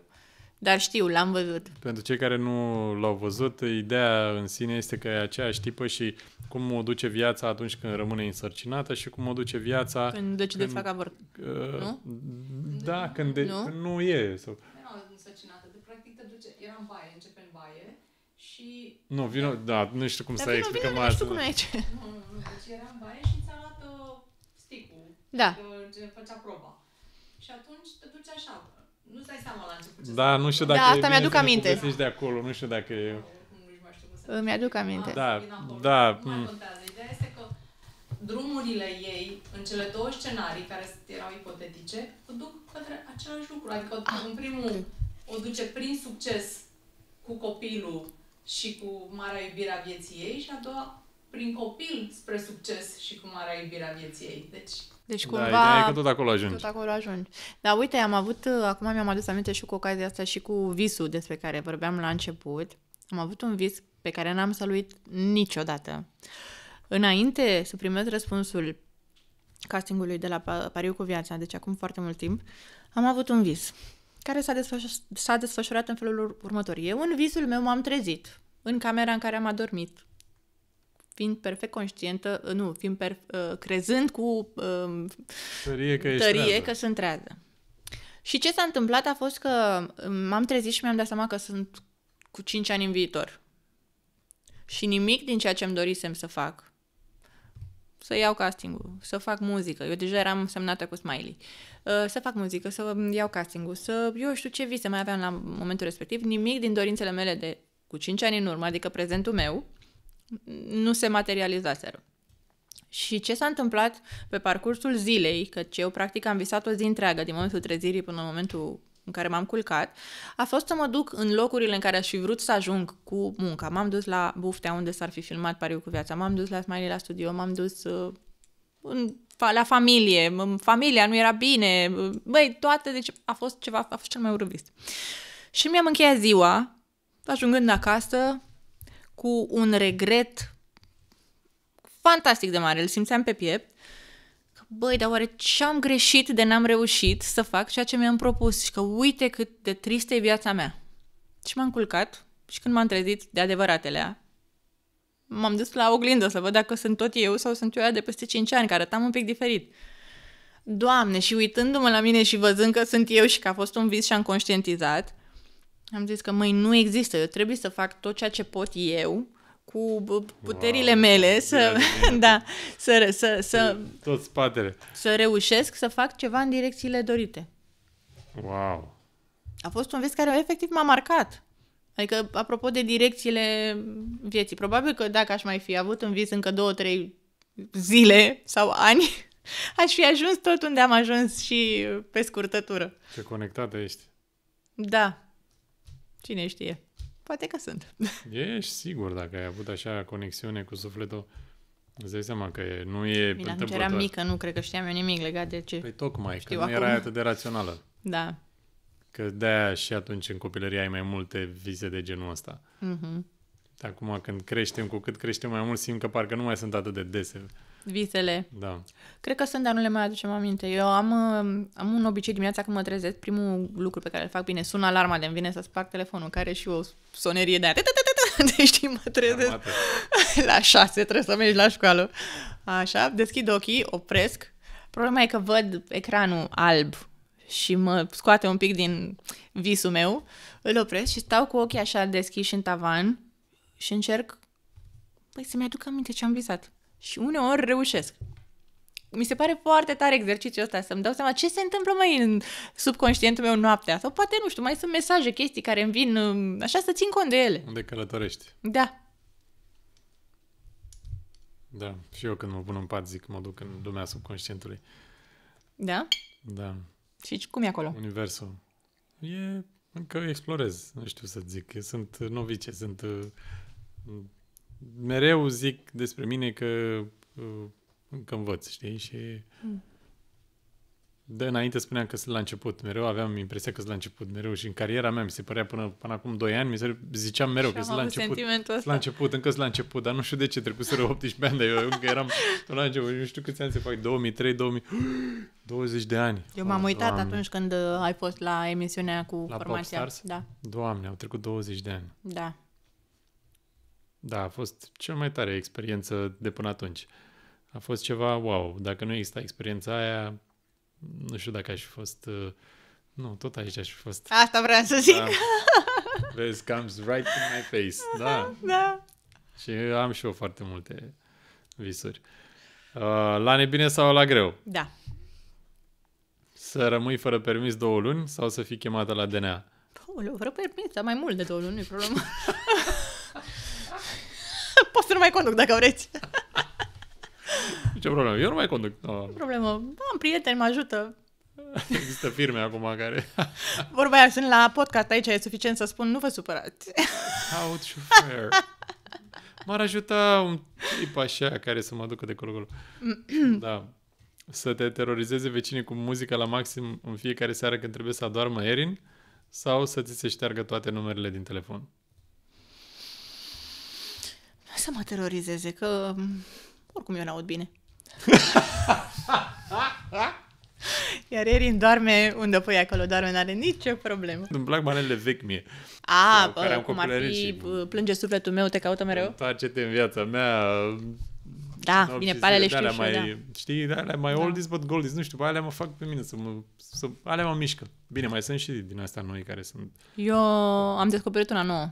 Mă rog, nu știu cât de nouă este, doar că mi-au arătat-o fetele și mi s-a părut, băi, efectiv, a fost ritmul, așa când ce zice băiatul, ce zice Bogdan de la Ploiești în melodia aia, nu m-a atins pe suflet, îți dai seama, dar are un refren în care el spune, mama mea, nu știi? Nu? Băi, mor de... Dar nu mai știu exact ce zice, ce cuvinte, dar așa începe, mama mea. Așa e, mama mea, nu știu. Andreea, tu trebuie să știi. Nu vreau oricum, păi cum, păi uite așa. Nu asculți Bogdan? Se uită nebună sau ceva, nu știu, în fine, dar e ritmul atât de bun. Ți-o dă direct. Când începe cu băi, când am auzit-o prima oară, am dat la maxim, zic, ce ai zis? Nici n-am mai contat ce spune acolo. Gata. Aia a fost. Da. Plânge sufletul meu. Ia zic cum era. Le aveam acolo în Winamp, știi? Așa, Winamp. Mamă. Da, frumos. MP3. Da. Acolo, da. Ce mai schimbam playlist-ul ăla în Winamp, îl omoram. Păi eram la zile de naștere, Bairam sau ceva, Revelion, habar n-am, în sfrageria cuiva și la 12 noaptea după artificii și așa, se intra pe playlist-ul ăsta de petrecere. Dar înainte vorba ta, nu. Nu era, păi dar cum? Era așa, era tabu. Asculți manele? Nu. Știi? Da. Aș da zile. E frumos, știi, să te bucuri de muzică. Până la urmă, urmei, asta facem și eu și tu. Ne bucurăm de fiecare stil în parte. Eu cred că am cântat toate stilurile, dacă mă întreb pe mine.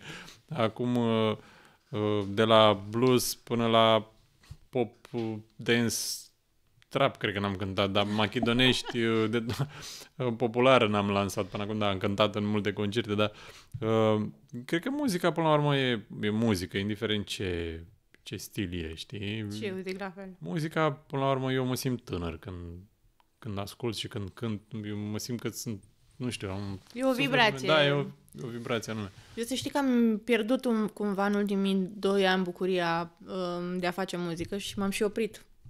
Am luat o pauză în ăștia 2 ani, dar mi-am redescoperit-o în ultimele luni.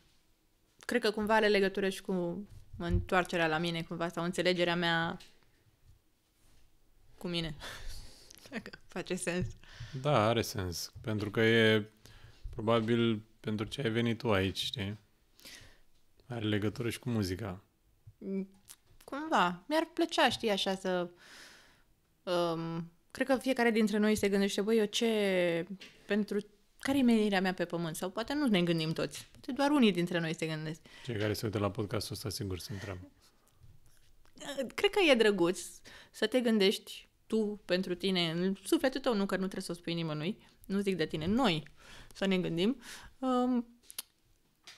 care e menirea noastră, că nu trebuie să fie o menire publică. Poate nici menirea mea nu e una publică, ci poate doar este o etapă. N-am de unde să știu. Mă refer în văzul lumii. Dar mi se pare frumos să cauți până găsești. Uite, acum mi-am adus aminte ce am visat aseară. Ia zi. Că aveam un alt stil muzical pe care nu-l abordasem niciodată și ăla era cel mai mare de succes al meu. Și acum mi-am adus aminte când ai zis, uite, vezi, și eu mă gândesc la treaba asta. Mă gândesc din ce în ce mai des. Știi de câte ori am vrut să renunț la muzică? Da, te cred. De foarte multe ori, de foarte multe ori. Chiar de multe ori chiar am și renunțat, cred, o perioadă și după aia iarăși venea ceva către mine, știi? Și da, e ceva care fierbe în mine și care, nu știu, simt că e ceva acolo care încă nu s-a întâmplat, nu s-a materializat, știi? Deci e ceva care încă n-a... Înțeleg perfect. Ai simțit că mai trebuie să mai vină ceva în cariera ta? Da, am simțit. Și cred că urmează. Încă sunt cumva sigură de treaba asta. Doar că încă nu știu exact sub ce formă, dacă e în direcția muzicală, dacă e pe televiziune sau e o combinație, nu știu, dar cred că îmi sunt datoare mie să mă bucur. Și acum că mi-am redescoperit bucuria de a face muzică, în primul rând, adică mă refer la tot procesul creativ, că de acolo pleacă. Nu mi-a plăcut niciodată să primesc piese. Mereu am participat creativ, ori le-am scris singur, ori le-am scris în colaborare cu alți oameni. Și acum mă bucur din nou de asta, pentru că am găsit un stil, nu e departe de ceea ce făceam, dar e cumva diferit. Și mă bucură. Și simt că face parte din mine azi cine sunt eu pentru mine. Și restul se vor lega. Pentru că eu și soția mea am ascultat mult timp Inima albastră se numește? Da, cu Adrian Sână. Cu Adrian Sână. O iubesc. Este o melodie pe care eu când am ascultat-o prima oară mi-a venit să plâng. Și mie.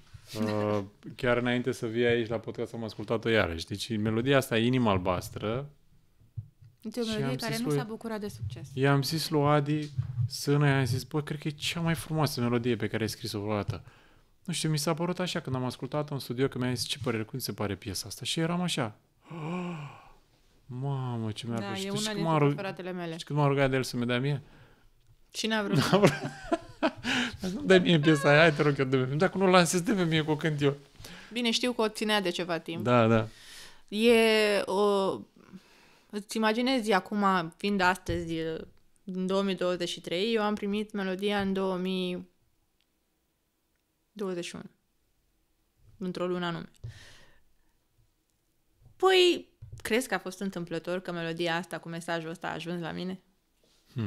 Înțelegi? Și în momentul în care eu am primit piesa asta, eram în mașină, eu absolut orice muzică o testez în mașină. Mi se pare că dacă conduc și o ascult și îmi face plăcere sau în două stare, e bine.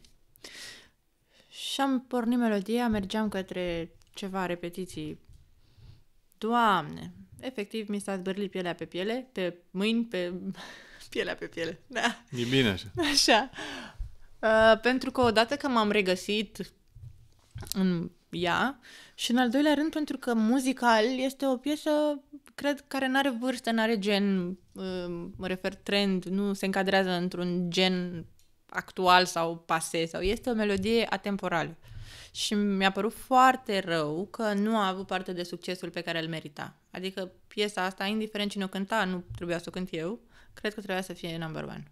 Da, e o melodie pe care îți face atât de mare drag să o asculți din prima, de la primul acord. Și Andreea nu ascultase și a zis, da, de unde știu eu melodia asta? Adică era familiară deja și nu ascultase niciodată, știi? Da, îți dă sentimentul. Da. Este o bucurie să te am aici la Vorba lui Jorge. Nu vine să încheie acest podcast. Mi se pare așa că ai putea să-ți mai pun încă 100 de întrebări și tu ai fi super degajată și deschisă. Da, îmi place să vorbesc mult. Ok, da. Credeam că îți face plăcere să vorbești cu mine, Doamne, dar dai seama. Dar Da. bine, noi întotdeauna, oriunde ne-am întâlnit, că ne-am întâlnit la evenimente sau la mese sau așa, păi, când oamenii au ce să discute... Așa e, să știi că sunt momente în care te trezești cu cineva și nu știi ce să mai vorbești. Și nu că n-ar avea ce să spună omul celălalt sau tu. Chimia. Dar nu e, Asta e, oamenii atrag oameni. Și oamenii se atrag între ei. Simți asta, ai simțit? Da. Adică, cumva, nu știu, în ultimii ani, mult mai ușor, parcă mult mai vizibil mi-a fost să văd că unele relații, ba de prietenie, ba de orice alt tip, poate că erau ușor forțate pentru că realmente parcă țineam cu dinții de o conexiune care de mult nu mai era acolo. Și cred că așa se cer și oamenii și prietenii și, nu știu. Câți dintre prietenii pe care îi aveai la 23 de ani îi mai ai acum? Pe aceiași am. E pe aceiași? Da. I-am ales bine sau m-au ales ei pe mine bine. Nu știu. Sau unii pe alții. Da, Dar da, prietenele mele sunt vechi, de când din școală, din liceu, adică dinainte de a cunoaște, să zic așa, celebritatea. S-au mai adăugat și pe parcurs, bineînțeles.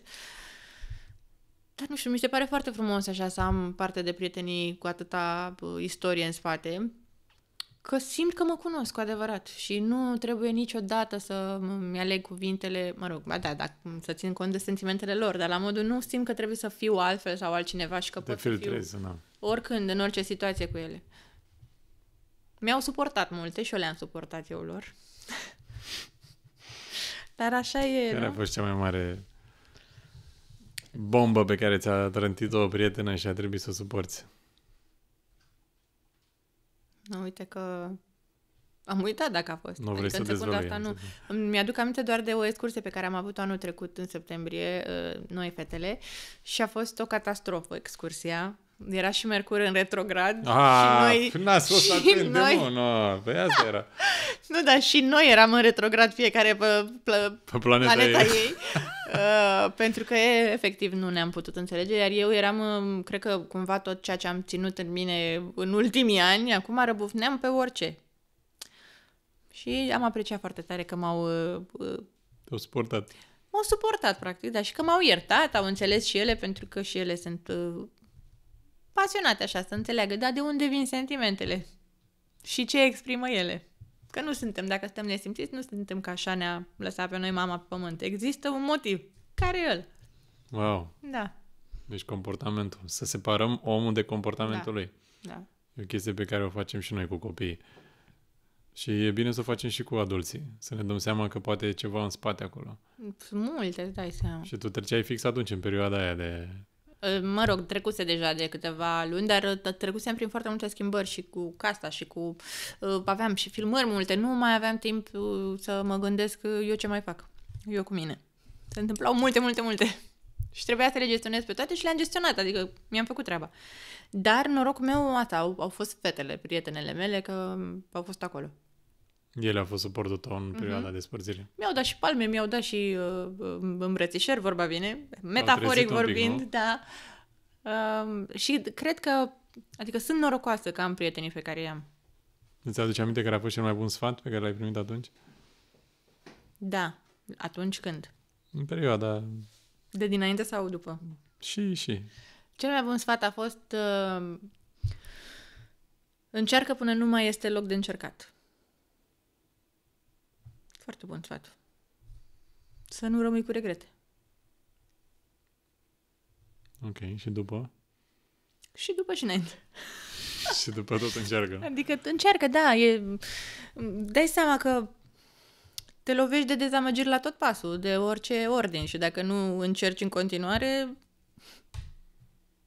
ce faci? Ce rămâne din tine? Deci chiar ai făcut tot posibilul ca relația să funcționeze. Dar nu numai asta. Și fac tot posibilul și azi și mâine și o să-l fac întotdeauna pentru orice. Că de fapt cred că asta e. Să nu renunți. Și asta a fost și, apropo, prima oară când am dat un autograf în viața mea, am zis, dar n-aș vrea să scriu cu drag. Cu drag, sorry. Și m-am gândit așa, ce aș vrea să-i dau eu omului din fața mea căruia îi dau autograf și am scris, nu renunța niciodată la visul tău. Sorry. Și ăla a rămas. Indiferent câte autografe a trebuit să dau, că aveam sesiuni de autografe cu copiii atunci când erau cu sutele. Și e mult să scrii, nu renunța niciodată la visul tău de 100.000 de ori, știi? Dar întotdeauna am scris mesajul ăsta. Pentru că pe mine m-a ghidat, indiferent de vis, și o să continue. Crede că poți. Mhm. Și astăzi când dai autografe tot așa, Tot așa. nu renunța niciodată la visul tău, asta e... E emblema mea, da. Și la un moment dat cineva și l-a și tatuat după ce a mai crescut, respectiva persoană. Ne-am întâlnit la un alt concert și avea tatuaj pe corp cu fraza asta, cu scrisul meu. Wow! Înțelegi? Asta a fost ceva... Asta e ceva special. Da. Da, ai găsit oameni cu tatuaj cu fața ta sau ceva de genul? N-ai ajuns acolo, nu așa. Știu că e cineva din România care... ba da, este Alex Velea, nu? Da, care l-are pe Smiley. Care l-are pe Smiley, da. Da. Dar pe altcineva n-am mai auzit. Sau... Probabil sunt oameni care s-au tatuat. Sigur s-a tatuat cineva și cu fața lui Sore. Nu cred. Nu? Nu, adică nu pot să-mi imaginez așa ceva. Nu. Dar probabil că fața mea a rămas tatuată pe sufletele multora. Hai! Dați-mi două! Aoleu, dar narcisismul scorpionului. Nu, e bine să ai o părere bună. Nu glumim. E bine să ai o părere bună despre tine și să te iubești și să fii plină de încredere, pentru că... Dar nu sunt plină de încredere. Am încredere, dar nu sunt plină de ea. Da, asta e o chestie cu care și eu mă lupt, să știi. Nu, înainte aveam o încredere, poate, nu știu, în necunoștință de cauză, poate cred că e inconștientă, știi? Și acum clădesc încrederea pe toate limitările pe care le cunoști și pe toate variantele de scenarii care n-ar merge cum ai vrea tu. Da. Da, ce să zic, înaintăm în viață, dar parcă mi-e bine așa. Adică acum n-aș mai sări cu parașuta, de exemplu. Asta vorbeam și eu cu soția. Băi, acum, la conștient, acum așa chiar că n-aș mai face-o. Exact. Nu aș mai face asta. Că șansele să nu se deschidă sunt multe. Da, am citit și noi după. Doamne, nu. Sper să se deschidă parașuta mereu în viața ta, Sore. Da, să aterizezi mereu în picioare, indiferent de situație. Mulțumesc. Este, cum să spun, mi-a intrat la suflet discuția cu tine și te simt că ești un om bun și asta spune totul despre tine, să știi. La fel. Chiar așa, mereu să aterizezi în picioare, indiferent de situație și tu și Erin să străluciți mereu în fiecare zi. Să fim toți bine. Așa e. Să fim bine, să facem bine. Îți mulțumesc că ai venit la Vorbalul Jorge. Sore. Mai vin și peste 5 sezoane. Să vedem ce se întâmplă. Sezonul următor, nu-i problemă, că eu sunt sigur că ești genul de persoană care descoperă de la an la an câte lucruri, ceva, nu? Și lucruri, da. Da. Nu așa îmi place să cred. Sunt sigur. Dragilor, vă mulțumim că ați fost cu noi la Vorba lui Jorge și astăzi. Sper să lăsați un comentariu și să vă abonați la canal și să trimiteți tuturor prietenilor dacă v-a plăcut și episodul acesta. Vă pup, capul sus, nasul jos.